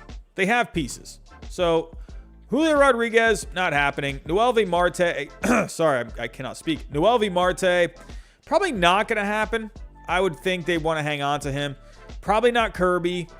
Now, it gets interesting. Could you part with someone like Hancock? I think you got to send back a pitcher. You have to. You have to. You have to part with a pitcher. Now, Hancock, he's far away. So, or he might not be as far away as you might think, but as of right now, a $16.7 million value. I'd probably bump that up a little bit, and I think that value is going to get better over time. I think you could absolutely see this value get up into like the 30s or 40s. Like George Kirby's in the 40s right now. I think Hancock could be in the 40s. Absolutely, I think he could be. But we're just going based off of the numbers now. So we're looking at around another $50 million. So the one thing you could do Lewis. I think we've done this trade before. I think we did this in another stream. But you could do Kyle Lewis. And then, I mean, at that point, you're around $28 million away. So could you do Brash as well? Two pitching prospects. And then, I don't know. At this point, it's starting to look kind of like a lot. So I don't know about this. I don't know. I think the Mariners could be pretty fun, but at the same time, it's I don't know. I think you're giving up too many guys at this point where these guys, their values could instantly go up. So I'll probably cross off the Mariners for now. So let's cross off the Mariners. Unless you're willing to give up someone like Marte, where Noelvi Marte, where him alone would completely cover the value of Castillo. But I don't know if you really want to do that. So I'll take out the Mariners. So I think it really comes down to the Yankees, the Diamondbacks, and the Giants. Honestly, I think he makes sense for the Giants. I think he makes a lot of sense, to be completely honest. I think they have the farm system to get this done. And I think you're getting another right-handed pitcher to replace Gausman. I think that would make all the sense in the world. So let's go back. What do we got here? What just happened to my screen? What is going on? So again, the Reds. Let's pull up the Giants. Giants. Here we go. So I really wish they would fix this. What are we doing here? Castillo. Here we go. Alrighty. So back to the Giants prospects. We were taking a look at them earlier. I mean, you have guys that you can send back. You definitely do. Now, pitchers, I don't know if they have the pitchers to really get this, to make it convincing. I would think the Reds would want some pitching back. That's what I would think. And your best pitching prospect, I don't know if they want to give up Harrison. I don't know. I mean, you could give up some outfielders. You can give up either Matos or Ramos. Let's just do Matos. And then you could do whatever. Let's just do Harrison. But I don't know. I don't know about this. It's you're still $26 million away. It's just you need one good prospect that has value that you could put. Because at this point, if I put in, I don't know, Bishop, Wilson, Toribio, now you're at 5 guys and you're still $7 million away. So I'm gonna cross off the Giants here. I'm going to cross off the Giants. So I think it comes down to the Yankees and the Diamondbacks. Now, the Yankees, here's the one thing. I think the Diamondbacks actually have more pitching to be able to send back. But the Yankees, they might have some position players to send back. I personally think the Yankees have the bigger need. I think they need a number 2 in that rotation. The reason I'm saying that is because if you look at the Yankees right now, taking a look at their depth chart. Waffle Man, when do I think this lockout is over? I really hope soon, because I miss the streams where there were just the juicy rumors and we had 300, 400 people in here. I miss those. Can the lockout please end? I mean, I love all of you for stopping by tonight, but I feel like we've been kind of dead, with the streams lately. So our nighttime streams have not been heart pumping as usual. But I'm still having a lot of fun though. Hope you are too. With the Yankees, I mean, sure, you're getting Luis Severino back. I think that's going to be really nice. But to me, I would want Luis Severino right now as my number 3 because I don't know health-wise what I'm going to get. I mean, Jordan Montgomery as your number 2, I don't know about that. I think Castillo, man, I think he makes sense for the Yankees. I thought they were going to get him last offseason. And then I'm surprised they didn't. Because I think they could have gotten it done. But at this point, here's the thing, is you can just put Peraza, just is so nice to have. He's like one of the best trade pieces out there. At this point, with the Yankees, you could do Peraza, you could do Gil, you could do, honestly, could you even do Torres? Could you maybe just do Gleyber Torres? I know he's your second baseman, but even then you're still pretty far. Ugh. I don't know. Maybe the Yankees, I don't know if they can get it done unless they're willing to give up, they're not going to give up Dominguez. That's not going to happen. They're not giving up Volpe. I think they would be okay with giving up Peraza. I guess the Yankees aren't going to get this. I don't know if they can get this done. Maybe. I thought maybe they could have. I don't know. They could. You had to give up a lot of prospects for Joey Gallo. So, I don't know. Castillo would cost you a lot. Let's try the Diamondbacks. I think the Diamondbacks, he would be huge for that rotation. We've been talking a lot of D-backs on this stream so far. Why? Because they have prospects. They have the goods. Alrighty. Castillo. Man, he would be so nice. He would be your number 1. Gallen is your number 2. Bumgarner your number 3. I mean, that's not too shabby if you ask me. I think that's pretty good. Could you imagine Castillo your number 1? Gallen just completely finds his form next year, and then holy cow, that 1-2 punch would be nuts. The Diamondbacks, I mean, you could just put Thomas here. I know that's a nice outfield prospect. It really is, but man, he makes up value. He does a lot. And then you could just send back Walston, and then you're really close here. And then you could just add in someone like I don't know, Ciccone. And then you have something. I'm giving the win to the Diamondbacks for Castillo. They could definitely get something done. It would cost you a bit, but could you imagine Luis Castillo and Zach Gallen as a 1-2 punch? And if Gallen finds his form, oh, that's nasty. That's really nasty. So I'm going to give the Diamondbacks the win. I thought maybe the Yankees could prevail, but to me right now, I think the Diamondbacks are the best fit for Luis Castillo. Let's move on.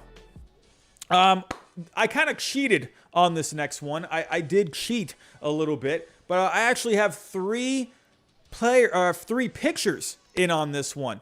I put them together. I think you already probably know where I'm going with this, but I'm not going to spend a lot of time with this one either. I'm going to put a few teams that I think could go after these guys, but the trio in Oakland. I'm not going to go separate on these guys because I'm just, that's going to take too much time. But you got Chris Bassett. You got Frankie Montez. You got Sean Manaea. I think these three guys, there are some teams out there. Again, I know, you hate me. I know. The Yankees. Could the Yankees do it? Could the Giants do it? Absolutely. We talked about the Mariners with starting pitching. They could do it too. Absolutely. And then also we got the Rangers too. They could definitely use some pitching. I think the Rangers would be a better fit for going after one of these guys than someone like a Luis Castillo. I think they would make more sense. But let's bring in two teams that I have not talked about yet. Two teams that I have not talked about. I think the Minnesota Twins. I think the Twins, they could absolutely go for something like this. Absolutely. For one of these guys. And you also got the Chicago Cubs. I think the Cubs could definitely be in on one of these guys. The Cubs really could use some pitching. To be honest with you, out of all these guys, I like the Twins and the Cubs the most because these guys aren't going to cost you too much. And the Cubs and the Twins, they really could use some starting pitching. So let's take a look here. I'm just going to pull up all of these guys on one screen. So let's go take a look. For the A's, I believe Montez is going to have... Montez... Actually, I digress. Montez will cost you a little bit. He's going to cost you around $40 million.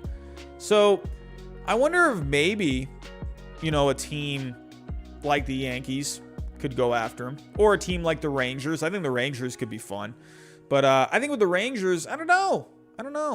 I'll probably cross the Rangers off. I think Frankie Montez with a team like the Cubs could be pretty fun. Let's go here to the A's. Let's go to the A's payroll. Let's see. Oakland.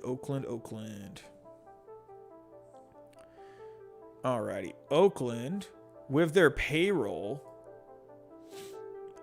Sean Manaea is going to be a free agent after the season, along with Chris Bassett. The advantage with Montaz is you're going to have him for a few seasons. I feel like Oakland probably hangs on to him.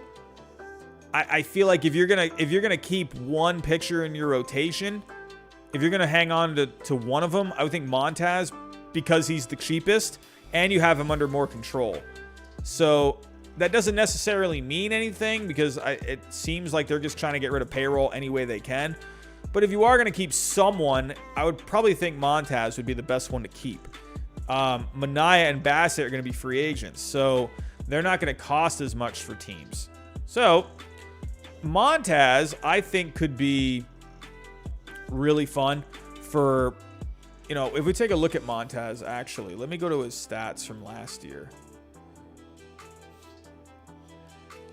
So last year, he was pretty good. 32 starts, 187 innings, a 3.37 ERA, and FIP. He was a 4-win pitcher last year. So that's not too bad. About 10 strikeouts per 9.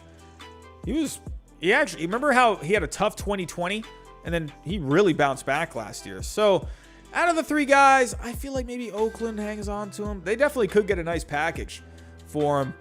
And maybe they want to sell high on him right now. For Montaz, he's going to cost you around $40 million. Where maybe a team like the Cubs would want someone like him. That's a pitcher that's under control. They could use some pitching. And I think that would be a nice addition to their rotation. A sure thing in Montaz. So let's put Montaz on the Cubs. Now, the Cubs, we haven't talked about the Cubs yet. Now, the Cubs, they've been stocking up that farm. And they got some pieces they could part with. So let's see. What could you send back? Well, probably not Braylon Marquez. I think they want to hang on to him. Someone like Christian Hernandez is interesting. He was one of the higher international, one of the more premier international free agents when he signed. A lot of people are comparing him to Alex Rodriguez. An overall really good player. 55 hit, 55 power, 60 run, 55 field, 55 arm. So a lot of people thinking, Alex Rodriguez kind of vibes. So that, I don't know if I think they really want to hang on to him. 18 years old, and he's your number 3 prospect. So let's see. What could you do here? Cubs, what do you got? Again, so with the A's, I think you got to be careful because they probably want as least money as possible. So you want free agents. Well, let's do Casey. I think that could be a fun one for them. He's an on-base kind of a guy. I think he would really be nice. JM1231 with a $2 super chat. Chapman and Montaz for Kyle Lewis and Hancock. Ooh, not too shabby if you ask me. I think, oh man, that could be pretty nice. Montaz on the Mariners, I would like that. Man, oh man. I'll plug in that trade in 1 second here, JM1231. Thank you so much, my friend. We'll take a look at what that looks like. But what were we doing here? So Casey, we had him. Could you do maybe a Triantos? And then maybe just one more guy here. I think they would like to have a pitcher. A pitcher would be nice if they could. Funny enough, Braylon Marquez only has a 9.7 value right now. Would you be okay with giving up Marquez? I don't know. It's because he's had injuries, so I don't know if you'd be willing to part with him. I mean, at this point, the Cubs are really heavy on outfielders. You got Crow Armstrong, Alcantara, and Casey. So, and then Hernandez. I don't think you give up Hernandez. I think that's a kid they would, down the road, he could really turn into something. So, I don't know if the Cubs would be willing to do it. I mean, I can put him in. I mean, a trade like this would get it done. But I don't know if you do Hernandez. I think the Cubs, they're very, they're probably, I don't know if they consider him tradable. Whatever, you can just do, they just got Alcantara. So Well, actually, look at that. That's completely dead even. 39.6, 39.6. So I think that could be pretty fun. Let me plug in that trade really quick here. For Jam1231, you sent the super chat in. So let's do, what was it? So you had Chapman, Montez. Let's do here A's. So let me put the Mariners in. I might be talking about Mr. Matt Chapman here soon, so please stick around. Okay, here we go. This would be a lot. Montez and Chapman. And then you said Kyle Lewis and Hancock. I don't know if the values are going to be there. Lewis and Hancock. Yeah, you're pretty far away still. You're still far away. You would need... The thing with Hancock is he's not fully... He needs to prove it a little bit more. Was he also hurt last year a little bit? I can't fully remember. He's the number 4 guy. I think he put up good numbers last year. 12 starts, 2.62 ERA. He didn't have a lot of strikeouts. 43 Ks over 44 innings. I'd like to see what he could do more in AA and then in AAA. But the fact that he already got to AA, that's what I'm thinking. I wonder if Hancock should be maybe have a little more value for me personally. Maybe you could bump him up to like a 20 or something like that. You know what I mean? Because he had good numbers. So, but this would be pretty far away. So you'd have to add in some more. So I think the Cubs with Frankie Montez could be a pretty nice fit because he is under control. Let me go back here. So let me move some of this around. I think Frankie Montez on the Cubs would be really nice. Give him a nice starting pitcher for the next few years. Not going to cost a lot. They really could use a guy that can give you some innings. And I think that could be pretty nice. Now, with Sean Manaea and Chris Bassett, these are one-year guys. I'll be honest with you. I wonder, I've talked about the Yankees a lot here. I wonder if someone like a Chris Bassett would be nice for the Yankees. They wouldn't cost a lot, you know? So Bassett, he has a $17 million value. And let me get Chapman and Montez out of here. Chapman, Montez. Okay. So Bassett, I could see Bassett going to the Yankees. He could be a pretty nice number 2 for you for just this year. That's the one thing with the Yankees. It seems like they like to go get guys because they were very in on Justin Verlander. And it looked like to me, and that shows right there, they need a guy to go with Garrett Cole. Could Chris Bassett be one of those guys? They tend to go for like these... I don't want to say Chris Bassett is a lower tier guy, but he's not really I don't know. If you're on the free agent market, you have Justin Verlander and Chris Bassett there. Well, you're going to go for Justin Verlander, obviously. Chris Bassett is he's like a solid guy, but I don't know if he's really like that head turner of a guy where he's a good, solid 2 or 3 in your rotation. I would probably say in a good rotation, more of like a number 3 because he doesn't get a lot of strikeouts, but he's a solid guy. He's a good hand for your rotation. So I could see Bassett on something like the Yankees, but and it wouldn't cost them a lot. Would not cost them a lot at all. You can just do maybe something like Gill. I don't know. You could do Medina and maybe Vargas. Maybe one more guy. I don't know, something like a lower level guy. I don't know. I'll just plug in a guy. Meja. And that could probably get it done. Even without him, you could probably get this done. But you could get this done even without, even someone as high as Medina and Vargas. If you look at the Yankees prospects. Medina. Is Medina still considered a prospect? Yeah, he's number 8. So, or who am I thinking of? No, I'm thinking of Gill. Gill was with the Yankees last year. So, yeah, you could do Medina. And then who was the other one I had? It was Vargas. Where is Vargas on here? So the number 12 and number 8. That sounds all right in my head. So I think this could be a trade that gets done. So I think the Mets, You know, honestly, I left off the Mets here. I probably should have put the Mets. Really quick, let me actually see. Do I have the Mets logo on here? Hold on, let me see if I can add it really quick. Here we go. Hold on a second. Can I add the Mets? I completely forgot about the Mets. They could really use some starting pitching. Mets. Here we go. There we go. We got the... Hold on one second. Here we go.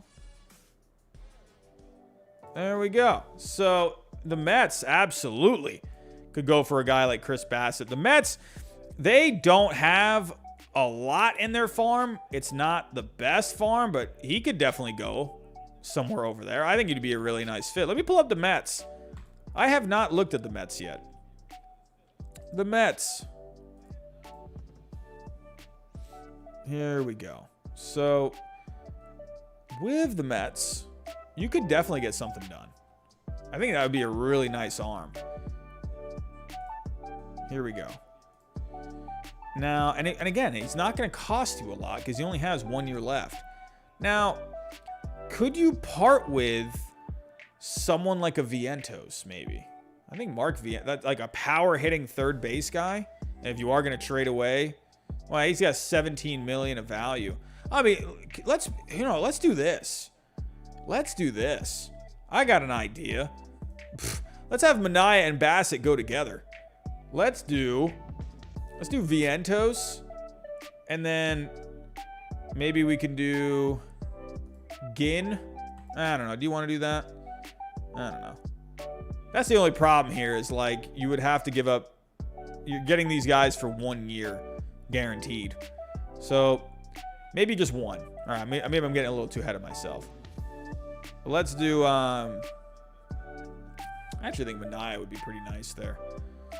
Let's do that. You know, I think Amaya actually. Where do the Mets have? How many lefties they got in their rotation right now? I don't think they have any lefties in their rotation. Do they? New York Mets. Where are you at? Mets. I don't think they have a lefty. No, they don't have a lefty. They could use a lefty. I think Sean Manaea would be a pretty nice fit. I think that could be pretty fun. Here's what I'm going to do. I'm going to go, and then there's also the Twins. The Twins could really use some starting pitching. So let's do this. Pulling up the Twins here.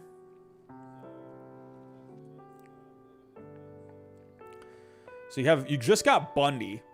You got Ober, Ryan, Dobnak, and you got Thorpe. They really could use a guy. So here's what I'm going to do. Now, I'm going to say the best fits for these guys. I mean, sure, the Giants, sure. The Yankees, I feel like the Yankees need to go for like a top tier guy. But I'll keep him there. I'll keep him there. I mean, honestly, I think all of these teams, really could use a guy. Maybe I'll take off the Mariners and the Rangers because I feel like I know Oakland probably doesn't really care at this point about trading in division, but usually you don't see in division trades, so I'll just keep those guys out of it. I think Manaea would be a great fit on the Mets. They could use a lefty. I think for Bassett, I think the Twins have a pretty good team. I think Bassett would be a really nice addition for them. I don't know if Bassett is really that number 2 kind of a guy for the Yankees. I'll just take the Yankees out. I'll go this. This is what I'll do. I'll go Bassett for the Twins. I'll go Manaea for the Mets. And I'll go Montez for the Cubs. But really, all of these teams could absolutely... Whoa, what did I just do? All of these teams... That's me. Hey, look, it's me. But yeah, all of these teams could use starting pitching. So, I think, honestly, Manaea would be great for the Mets. Bassett, really nice on the Twins. Montez, let's get him on the Cubs. So, but let's move on. Alrighty. So, we got 3 more. We're in the final 3. Let's get to the final 3. Next one, let's go back to the Cincinnati Reds. They also have another guy who I think is more likely to get traded than Luis Castillo, and that is Mr. Sonny Gray. And again, you got the usual suspects here. I know you're probably getting tired of it. You got the Giants. You got the Diamondbacks. You got the Rangers. I think the Rangers actually would be a nice fit. You got the Cubs. You got the Twins. Who else we got? Oh, we got a newcomer here. And this is a team where here's the reason why I didn't have them. I could actually, here's what I'm going to do. I could actually go back over here. Hold on 1 second. I forgot to do this. Let's go back to these guys. And let's go to... Where is... You can do the Angels for one of these guys. Maybe the Angels would be more likely to afford someone like Bassett or Amaya. But again, that's in division, so I'll just keep him out. But for Gray, absolutely. I think Sonny Gray, he would be a nice fit on the Angels for sure. And the Angels, I think, could get something together. They don't have too many guys in this farm system right now where they can't. I don't think they can really get together a trade for someone like a Luis Castillo or even like a Frankie Montez because they just don't have a lot. But all of these teams could really use someone like a Sonny Gray. He's another one of these guys where he's a really good hand. He's a good hand to put in your rotation, and he's not going to cost as much as someone like a Luis Castillo, but he is just someone, he's affordable. He's going to give you innings. The one thing with Sonny Gray, he didn't really do very well in New York. So I wonder if Chicago, those fans over there, they want the best. But then again, it's the friendly confines. So maybe Sonny Gray would be all right with Chicago. I think, honestly, when I think of Sonny Gray, I think the Twins would be really nice. I think the Angels could really use someone like him. Here, I'm going to be honest with you. I really like the Texas Rangers for Sonny Gray. And here's why. It's just because they just drafted Jack Leiter, and then you would have two Vanderbilt guys. So I just like that. But I think he would be, was Sonny Gray, was he from Texas? Is he a Texas guy? I feel like, was he born there? He was born in Nashville, Tennessee. So I guess you're getting kind of close. But so I think Sonny Gray would be really nice. To me, that would be awesome. If you have Jack Leiter and Sonny Gray, two Vanderbilt guys there, I would love that. So that would be great. And again, I think the Diamondbacks too. I mean, all of these teams really, I'm not going to go too deep into this because, what I will do here, I'll pull up the Angels just because we haven't really looked at the Angels too much. So let me do that. Alrighty, let's go here. Let's pull this up really quick on Sonny Gray. Here we go. Let's do the Reds over here. And let's do the Angels over here. The Reds, Sonny Gray, I think he's going to be around 27 million. 28 million. And then the Angels, here's where you start to see that farm system. It's not too strong. Let me go up to the rankings. The Angels right now, they only have the 28th ranked farm system. So that's a problem. So that's why they're going to have I'm seeing all these Angels Luis Castillo rumors, and I'm thinking, how the heck are the Angels going to put together a trade for him unless they give up someone like Brandon Marsh? I don't see that. Or Detmers. I don't see them getting rid of Detmers. Or Sandoval. This is hard at this point. You would have to send something back. I think Bachman actually would be really fun because Bachman was just pitching. I believe he went to... Where did he go? What college was it? Wasn't he in Ohio? Yeah, he was just in Ohio. So that could be a nice geographical fit. So could do Bachman, but then you still got a bit of a ways to go. I mean, maybe you're willing to go ahead and part with Joe Adell. Adell and Bachman for Gray. I don't know. I mean, here's the thing. Adell, it's so difficult with him because this was a guy, he was a top prospect. He was one of the top prospects in the game. When he came up in 2020, it was a story when he came up, and then he really just struggled. And last year, he seemed like he got better towards the end of the year, but his numbers just weren't really quite there. I don't know. I don't know. Maybe the Angels would be willing to part with him if they're able to get a sure starting pitcher, which, let's face it, the Angels never have any sure starting pitching, so maybe they would be willing to do something like this. Bachman would be tough to give up, but I don't know. Here's the thing. In my opinion, I think the Angels, they wanted Kumar Rocker. I think they did, and then they probably just passed on him just because of the medicals, and so they just took Bachman. But the Angels could get something done. I think he would be a great fit for them. You could put in one more prospect here. I don't know, just whoever, Bush. And then that probably gets it done. So that's what I'm thinking here. Gray on the Angels would be a nice fit. So let's go back here. I mean, again, all these teams make sense. They all make sense. I think the Rangers make sense because they really could use another guy with Dane Dunning there, and he's not going to cost you too much. And they have middle infielders they could part with. So that is one thing to keep in mind. The Rangers have an abundance of infield prospects right now with an infield that is completely set for the future. You could part with a Justin Foscue in that trade. You could part with a Duran. You could part with Josh Smith if you're the Texas Rangers. So you could happily send one of those guys back. Let me actually pull that up really quick before I move on to our final two. Here we go, Rangers. And I think these two teams, the Angels and the Rangers, they could use him the most. Maybe not I feel like the Angels are closer right now, so they seem to make more sense to go after someone like Sonny Gray. But just for the sake of it, let's do this. Let me pull up. So Sonny Gray had around $28 million.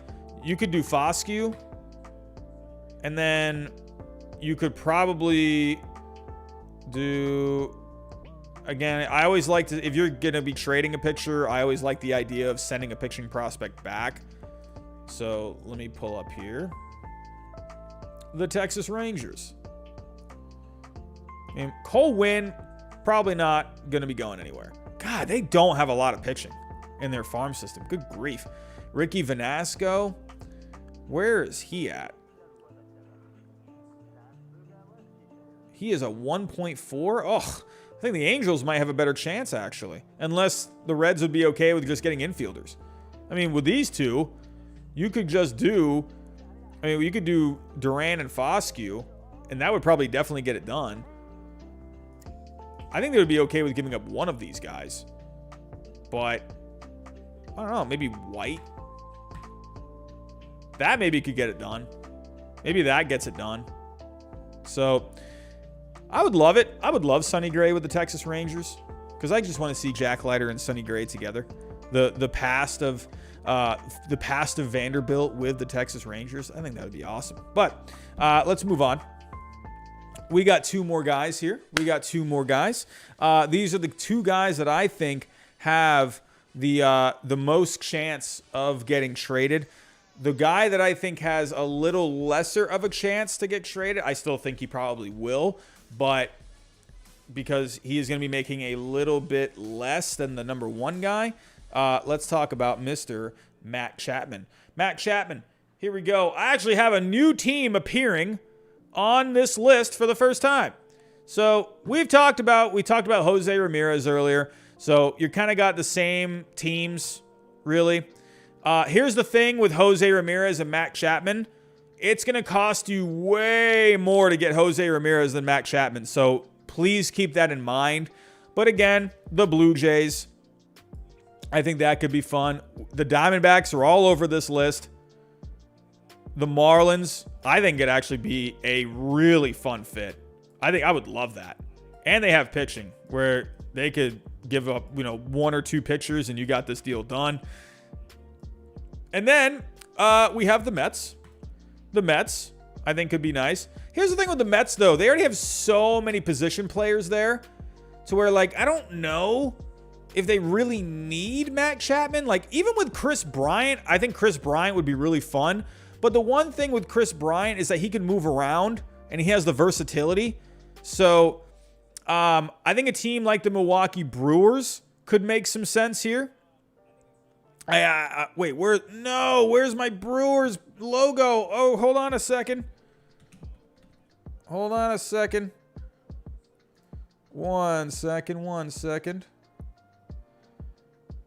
Oh, how did I goof this up?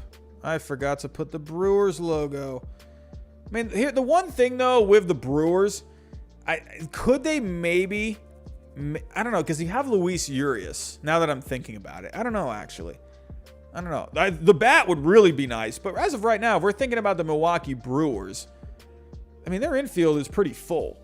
You got Adames at short, you got Tellez at first, Urias at third, and then got Colton Wong at second. So I don't know, actually. I don't know.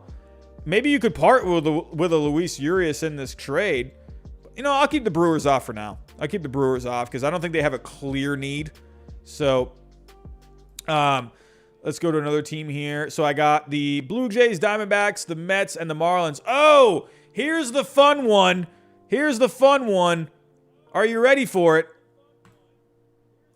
The Colorado Rockies. I think the Rockies would be so fun for Matt Chapman. You know why? Because he's got that power bat. I would love that. I would absolutely love it. Here, you can put McMahon at second.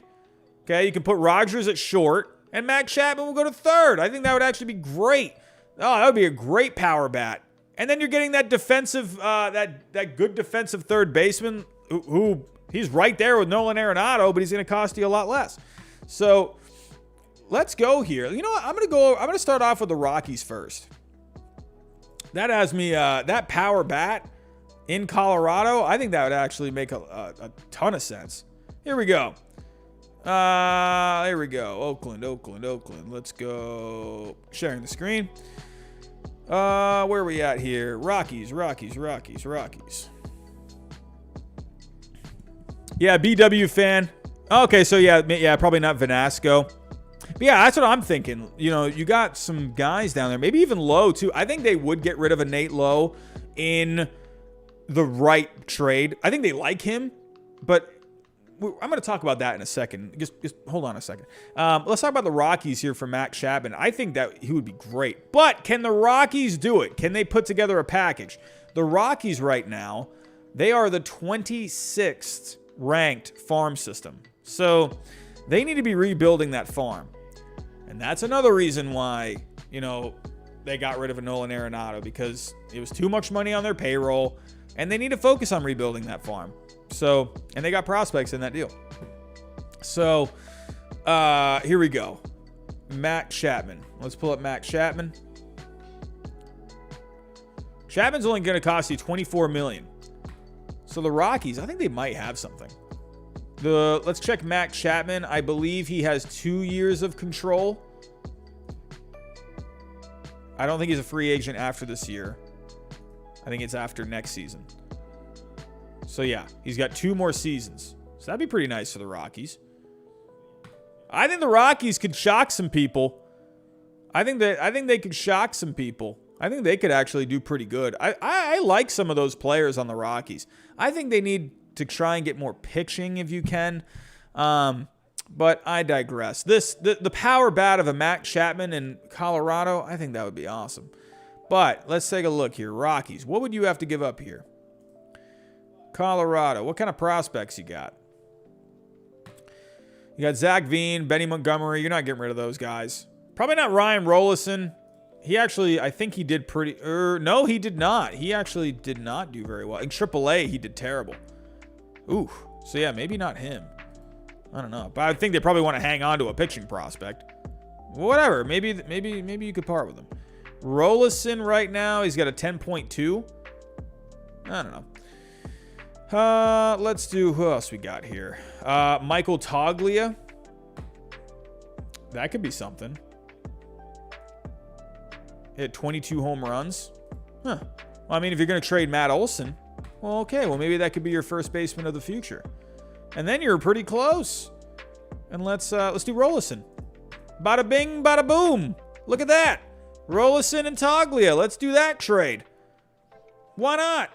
I think you could do it. I think that would be awesome. That infield for the Rockies would be amazing. Are you kidding me? That would be fantastic.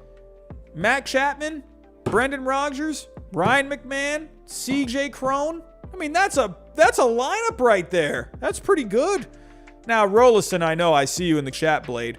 But, yeah, Rolison might be kind of hard to give up. Let's see if we can do without Rolison, because he is your only pitching prospect, really, in your top 10, besides Chris McMahon. Let's do Chris McMahon. Let's do Chris McMahon.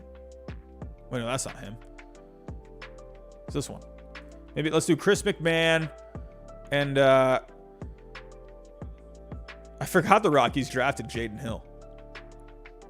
Let's do one more guy. Tovar? Where's Tovar rank? Ezekiel Tovar, number 11. He is on base of 322. He did better at A-ball. Whatever, I'll just put him in. Or maybe Aaron Schunk. Aaron Schunk. You're getting a third base prospect back. Or you're getting a third baseman, so you'd have to give a third base prospect back. Okay, let's do that. Let's do Schunk. And let's get rid of... well, whatever. Let's say you got to overpay. Minor overpay. Everyone's going after Chapman, so you got to overpay. Let's do a package of that. Taglia, Schunk, and McMahon for 2 years of Chapman. No, not Tovar. Oh, no Tovar. Oh, yeah, we don't have him anymore. So... Oh, wait, no. Tovar is...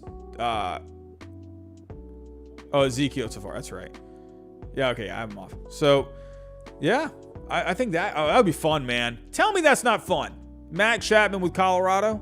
I mean, I know everyone hates Colorado, but I think that infield would be nasty. And you get a power bat like that. That's basically Nolan Arenado's replacement.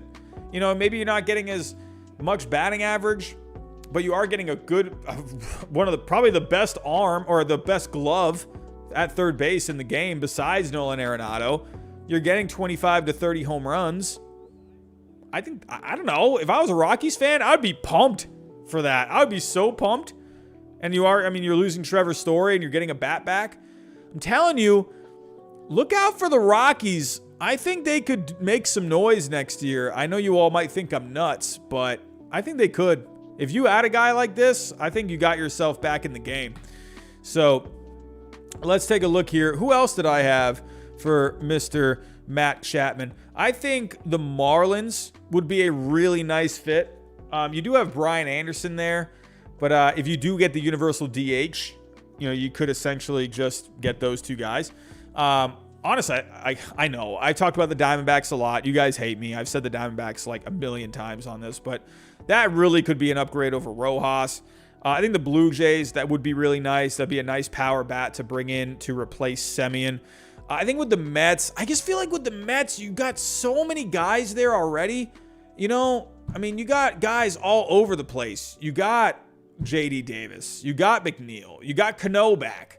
Who knows what's going to happen with Cano. You got so many guys already. So many guys. I'm going to take the Mets out. I don't think you need them. I just don't think you need them. If you want to go get someone, go get Chris Bryant because he gives you flexibility. I think these four teams would make the most sense. I'm going to be honest with you. Listen, we need to start giving some love for the Rockies, okay? We need to start giving some love for the Colorado Rockies. I can see it. I love it. I need the Rockies to go get Matt Chapman. I think that makes a ton of sense. Zimba X, I hope they do, because I think the Diamondbacks they got a lot of young talent on that team. I think a lot of people are sleeping on the Diamondbacks. So I'm going Rockies for Matt Chapman. I think the Marlins would be really fun, but they don't have a clear need for him because they already have someone at third. The Mets, they just have too many guys on that roster, that position players. I think they need to focus more on pitching. The Diamondbacks, I think the Diamondbacks make sense. You can make Rojas the utility guy at that point. So for me, good grief. If you're the Colorado Rockies, that is awesome. With that power bat, that right-handed power, go get Matt Chapman. Please. You have the pieces to get it done. If you want to make fans happy again in Colorado, go get this guy right now. Well, not right now because you're in the lockout. So here we go. Last trade. I got one more. I think you all know who it is. Yeah, you have to know who it is at this point. I mean, you know what? Here, just hold on 1 second. Hold on a second. Here we go. I'm gonna put this trade. I'm gonna put the trade up first, and then yeah. Hold on. Let me put the trade up first. Here we go. Let's do. Here we go. 1 second. I got this. Here we go. Here we go. Indian. Oops. Hold on, everyone. Let's see if I can get this done. Let's see. Oh, no. I don't think I can do it. Oh, I don't think I can do it. Oh, I can't do it. Oh, how embarrassing. Never mind. Well, okay, I thought Pablo Sandoval was still on the team, so I was trying to put together a trade for Pablo Sandoval. Oh, I just want Pablo Sandoval back. Is that too much to ask? Anyway, moving on. Last guy here. Matt Olson. I mean, I'd rather have Pablo Sandoval. What can I say? But Matt Olson, he's pretty good too. Here we go. You know what? It's not really a mystery how much this guy is available. He makes the most sense for the A's to trade because he's going to be due the most money out of all those guys, and that's the one thing with Oakland. That's the one thing they're trying to do is they're trying to get rid of money. And Matt Olson is projected to make $12 million next season, and for good reason. He's a really good player. Why would you not want Matt Olson? But here are the teams that I think make the most sense. Now, I feel like you've probably heard of all these teams. There's no new team emerging for me on this list. You've seen these teams already. I'll do the most obvious one. I'm sorry. I know you hate me. The Yankees, I know. I'm sorry. They've been connected with him all offseason. You all know it makes sense. It makes a ton of sense. The next one, this one's still a little up in the air because we don't know what's going to happen with their star first baseman. That's the Atlanta Braves. Now, if they don't get Freddie Freeman back, you could turn to the A's and go after a Matt Olson. Again, I think the Marlins, they need offense. They really could use a guy like Matt Olson. And last but not least, I think the Rangers, if you want to keep adding some offense, I mean, go get them. Out of all these four teams, I would probably say, so the Rangers are an interesting one because they have Nate Lowe. So let me pull that up really quick. Here we go. So let's do a trade. I don't think my Red Sox get on it. I've seen lists of like best fits for Matt Olson, and I've seen the Red Sox on it. I mean, you got. Do any of these lists know that Tristan Casas is going to be up soon? Tristan Casas is going to be really good. I don't think they're going to go after a Matt Olson. He's a dead pull hitter, so I just don't think he really fits well. Tristan Casas, he is someone that can hit to all fields. I don't think Matt Olson's going to really be a good fit there. I mean, sure, I would love his bat, but if you could get someone that could hit opposite field and work the monster too, that's going to be even better. So I'm going to say no on the Red Sox. I mean, hey, I would love him though. But let's see. The Rangers. Here we go. The Rangers. Now, the one thing you do have is you have Nate Lowe. Now, if I were to pull up here, not Wilson Contreras, what are you doing? Let me pull up Oakland. No, Texas, sorry. Nate Lowe is due. He's in pre-arb right now. So he's making basically the minimum. So they could take him back. Absolutely. So Nate Lowe is a guy that would probably start things off in this kind of a conversation. So let me pull up Matt Olson. Matt Olson has a 45.3 value. So at this point, you're only 20 away.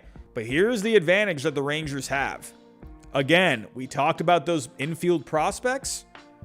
They have a middle infield set for the next 5 years at least. So, I mean, you got 10 years of Corey Seager, and then you got 7 years of Marcus Semien. Who knows if they end up staying that long, but you could part with one of these guys. Whatever, I'll just put in, I'll do Duran. And that, I mean, these two guys, let's put in a picture. I don't know, or whatever.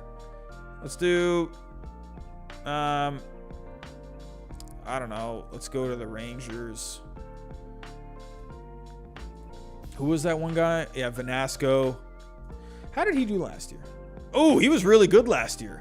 I know I mentioned him earlier, and I'm sorry, I can't remember who in the chat said, but he said Vanasco, they're wanting to hang on to him. So, I mean, for good reason. Look at his numbers. A 1.81 ERA over 11 starts, 75 Ks through 49.2 innings pitched. I mean, Vanasco, I think with the Rangers, you got to hang on to your pitchers because you don't really have that many. You got Ronnie Henriquez. He was kind of whatever last year. I don't know. I mean, does he even have any value? Henriquez, 1.7. I mean, that gets you a little close. But I think right now, with the Rangers, I think they have an extremely good chance of getting someone like Matt Olson because you have Nate Lowe. You have a first baseman that can essentially just fill in at first base, and he's not going to cost anything. So, I don't know. This looks pretty good to me. I mean, maybe not Henriquez. Maybe you got to give something else. I mean, you're giving up a position player, so maybe you don't really need any pitchers back. But, I don't know. Maybe someone who is, I don't know, Savala. Didn't they just draft Savala recently? Yeah, that was past year. So let's hang on to him. Maybe Alexi, if you are to give up a pitcher. He was with the Rangers this year for 23 innings, so he got some major league experience. What would Alexi? How much is that going to get? All right, what is he going to give you? Let's go 0.8. I don't know. You see where I'm going with this. No Alexi either, Waffle Man. We got to give up something. Fine, no Alexi. I'm going to listen to you. You're more of the Rangers expert than I am. We're not giving up Alexi. Well, it's Christmas. I'm going to make you happy this season. So maybe, I don't know, Glenn Otto, is that all right? How about Yuri Rodriguez? You gotta pick someone. Come on, you gotta get with every couple of gifts you get a lump of coal in there somewhere. How about Yuri Rodriguez? Whatever, I'm doing that. We're doing Yuri. If you don't like it, I'm sorry. Rodriguez, where are you at? 2.3. That's perfect. Perfect. Look at that. Done deal. Done deal. Look at that. 45.3, 45.2. If you don't like it, eat my shorts. That's pretty good if you ask me. Matt Olson, let's make him a Texas Ranger. What a lineup that would be. Corey Seager, good grief, Marcus Semien and Matt Olson. What a middle of the order that is. That is just nuts. That, oh my God. Like I would smile every single night while I sleep. That would just, that would be a beautiful middle of the order. Let me take a look at some of these other teams that we had. So that's the advantage the Rangers have. That's the advantage, is they have Nate Lowe. The Yankees, I mean, they got a guy too. So we have talked about the Yankees and Matt Olson to death. Now, with the Yankees, I mean, you have the package. You have the package. You got the goods. You got the coin. Now, Matt Olson. Matt Olson, 45.3. We know the usual suspects. Yeah, oh, man. Yankee Twitter, if anyone's here, you're probably drooling right now because we can't make the trade. You know why the Yankees can't make the trade? Because you don't have Clint Frazier anymore. You don't have your best trade piece in Clint Frazier. It's over. We can't do it. It's done. No Clint Frazier, no deal. Oh, do you know how many trades, trade proposals I've seen on Yankee Twitter land? I'll tell you, if there is one land out there, it's Yankee Twitter land, where they think, man, oh man, you know what? I mean, Foolish Baseball said it the best in one video that he made. Foolish Bailey, actually. where he came up with all. Go watch that video if you know what I'm talking about. I think it was a video he did on trades or something, but it was every single trade that he did. It was Clint Frazier and Estevan Florial and Luis Gil. It was like for every trade. It made me laugh so much. But anyway, Olson with the Yankees, Peraza's the guy that you start with. He makes the most sense. You're giving up already a guy right there. It takes up, it fills in the gap with the value. And then you can just plug in guys. Gil. And then you can just do, Pereira. And there you go. That gets a deal done. That gets a deal done. So the Yankees, it depends on what the A's would want. At that point, it comes down to what would Billy Beane want? Would he want someone like Nate Lowe, or would he want someone like an Oswald Peraza? That I think it comes down to that. That's what it would come down to. What the A's would value more. So that's what I'm wondering. Let's go back. So the Braves are really interesting. I still think they're going to get Freddie Freeman. If the Braves don't bring back Freddie Freeman, I will lose my mind. Like, that is just stupid. Bring back Freddie Freeman. Stop playing games. Just stop it. Bring him back. Now, they did take a little while with Marcell Ozuna, so I think they're eventually going to bring him back. It just makes the most sense. That's your guy. So the Marlins are also really interesting because that bat would be incredible. Now, with the Marlins, you already have, let me pull up the depth chart here. You already have Aguilar there. So I don't know if that is really going to be an option for you at this moment. If you get the universal DH, Aguilar could just simply be your DH because he was a pretty good hitter for you last year. And then Matt Olson will be your first baseman. So that's what I'm thinking. But so right now, the two most obvious teams, Zimba, I'm sorry, I forgot to talk about Luke Voit. You could put Luke Voit. The only reason I don't include Luke Voit in a package like that is I'm wondering how much money does Oakland want to clear? The one thing with Luke Voit is that if the Oakland A's are hell-bent on getting rid of as much payroll as they can, I don't know if Luke Voit is a guy they would want to bring back because he's going to be projected to make $5.4 million. Now, that's not a lot. Well, to me, I would love $5.4 million. I mean, please. But for Oakland, I don't know if they want that right now. So that's the only reason why I wonder if they would. I mean, on paper, yeah, it makes sense. I think he is the right-handed, smaller version of Jason Giambi. I think he would be great. But I don't know.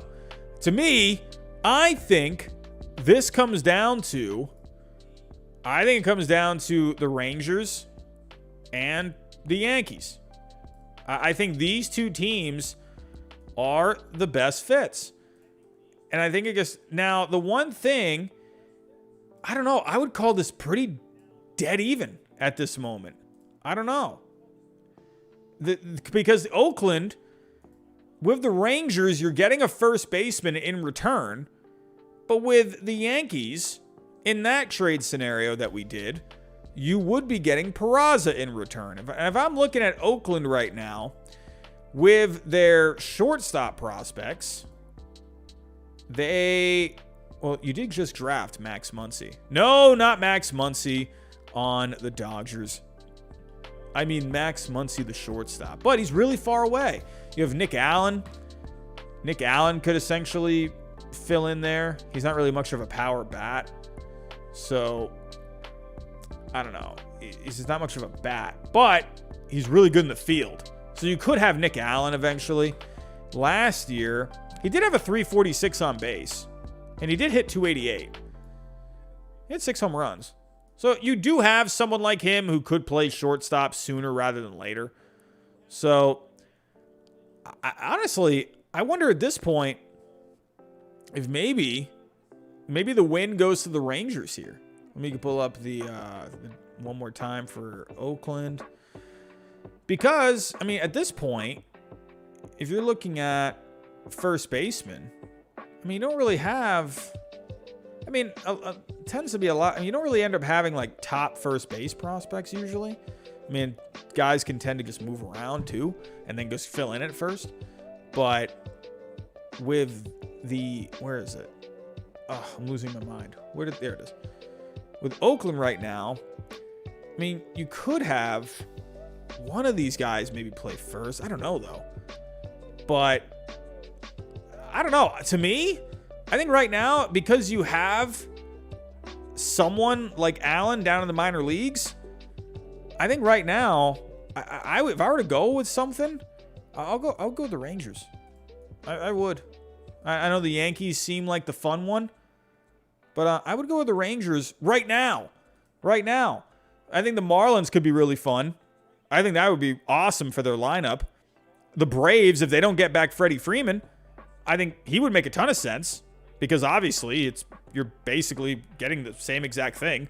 So for me, I'll go against the grain. I know a lot of people want to go Yankees, but I'll go against the grain and I'll go Texas Rangers. Because, oh my goodness, that middle of the order would be insane. That would be insane. Matt Olson, Corey Seager, Marcus Semien. Are you kidding me? Good grief. What a 2 through 4 that would be. My God.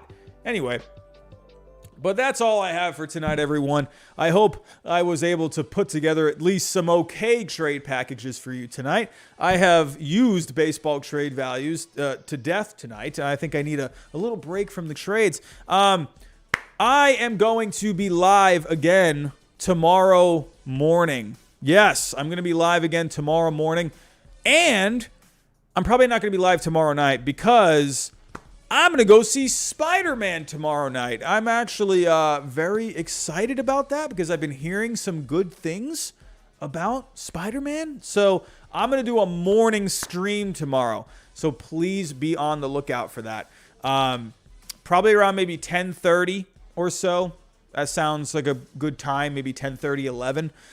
So be on the lookout for that. Morning. Not tomorrow night. Probably not going to be live tomorrow night.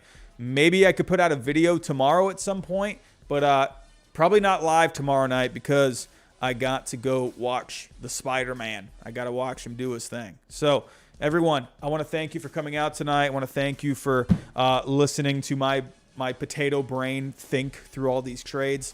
But have yourself a good rest of your night. Have a good day tomorrow. Well, I'll see you in the morning tomorrow. I'm not quite sure what I'm going to talk about yet, but I'll figure something out. We'll find something to talk about because we gotta stay strong during this lockout, everyone. We got to stay strong. So, everyone, have yourself a great night. Get some rest, and I'll see you tomorrow morning.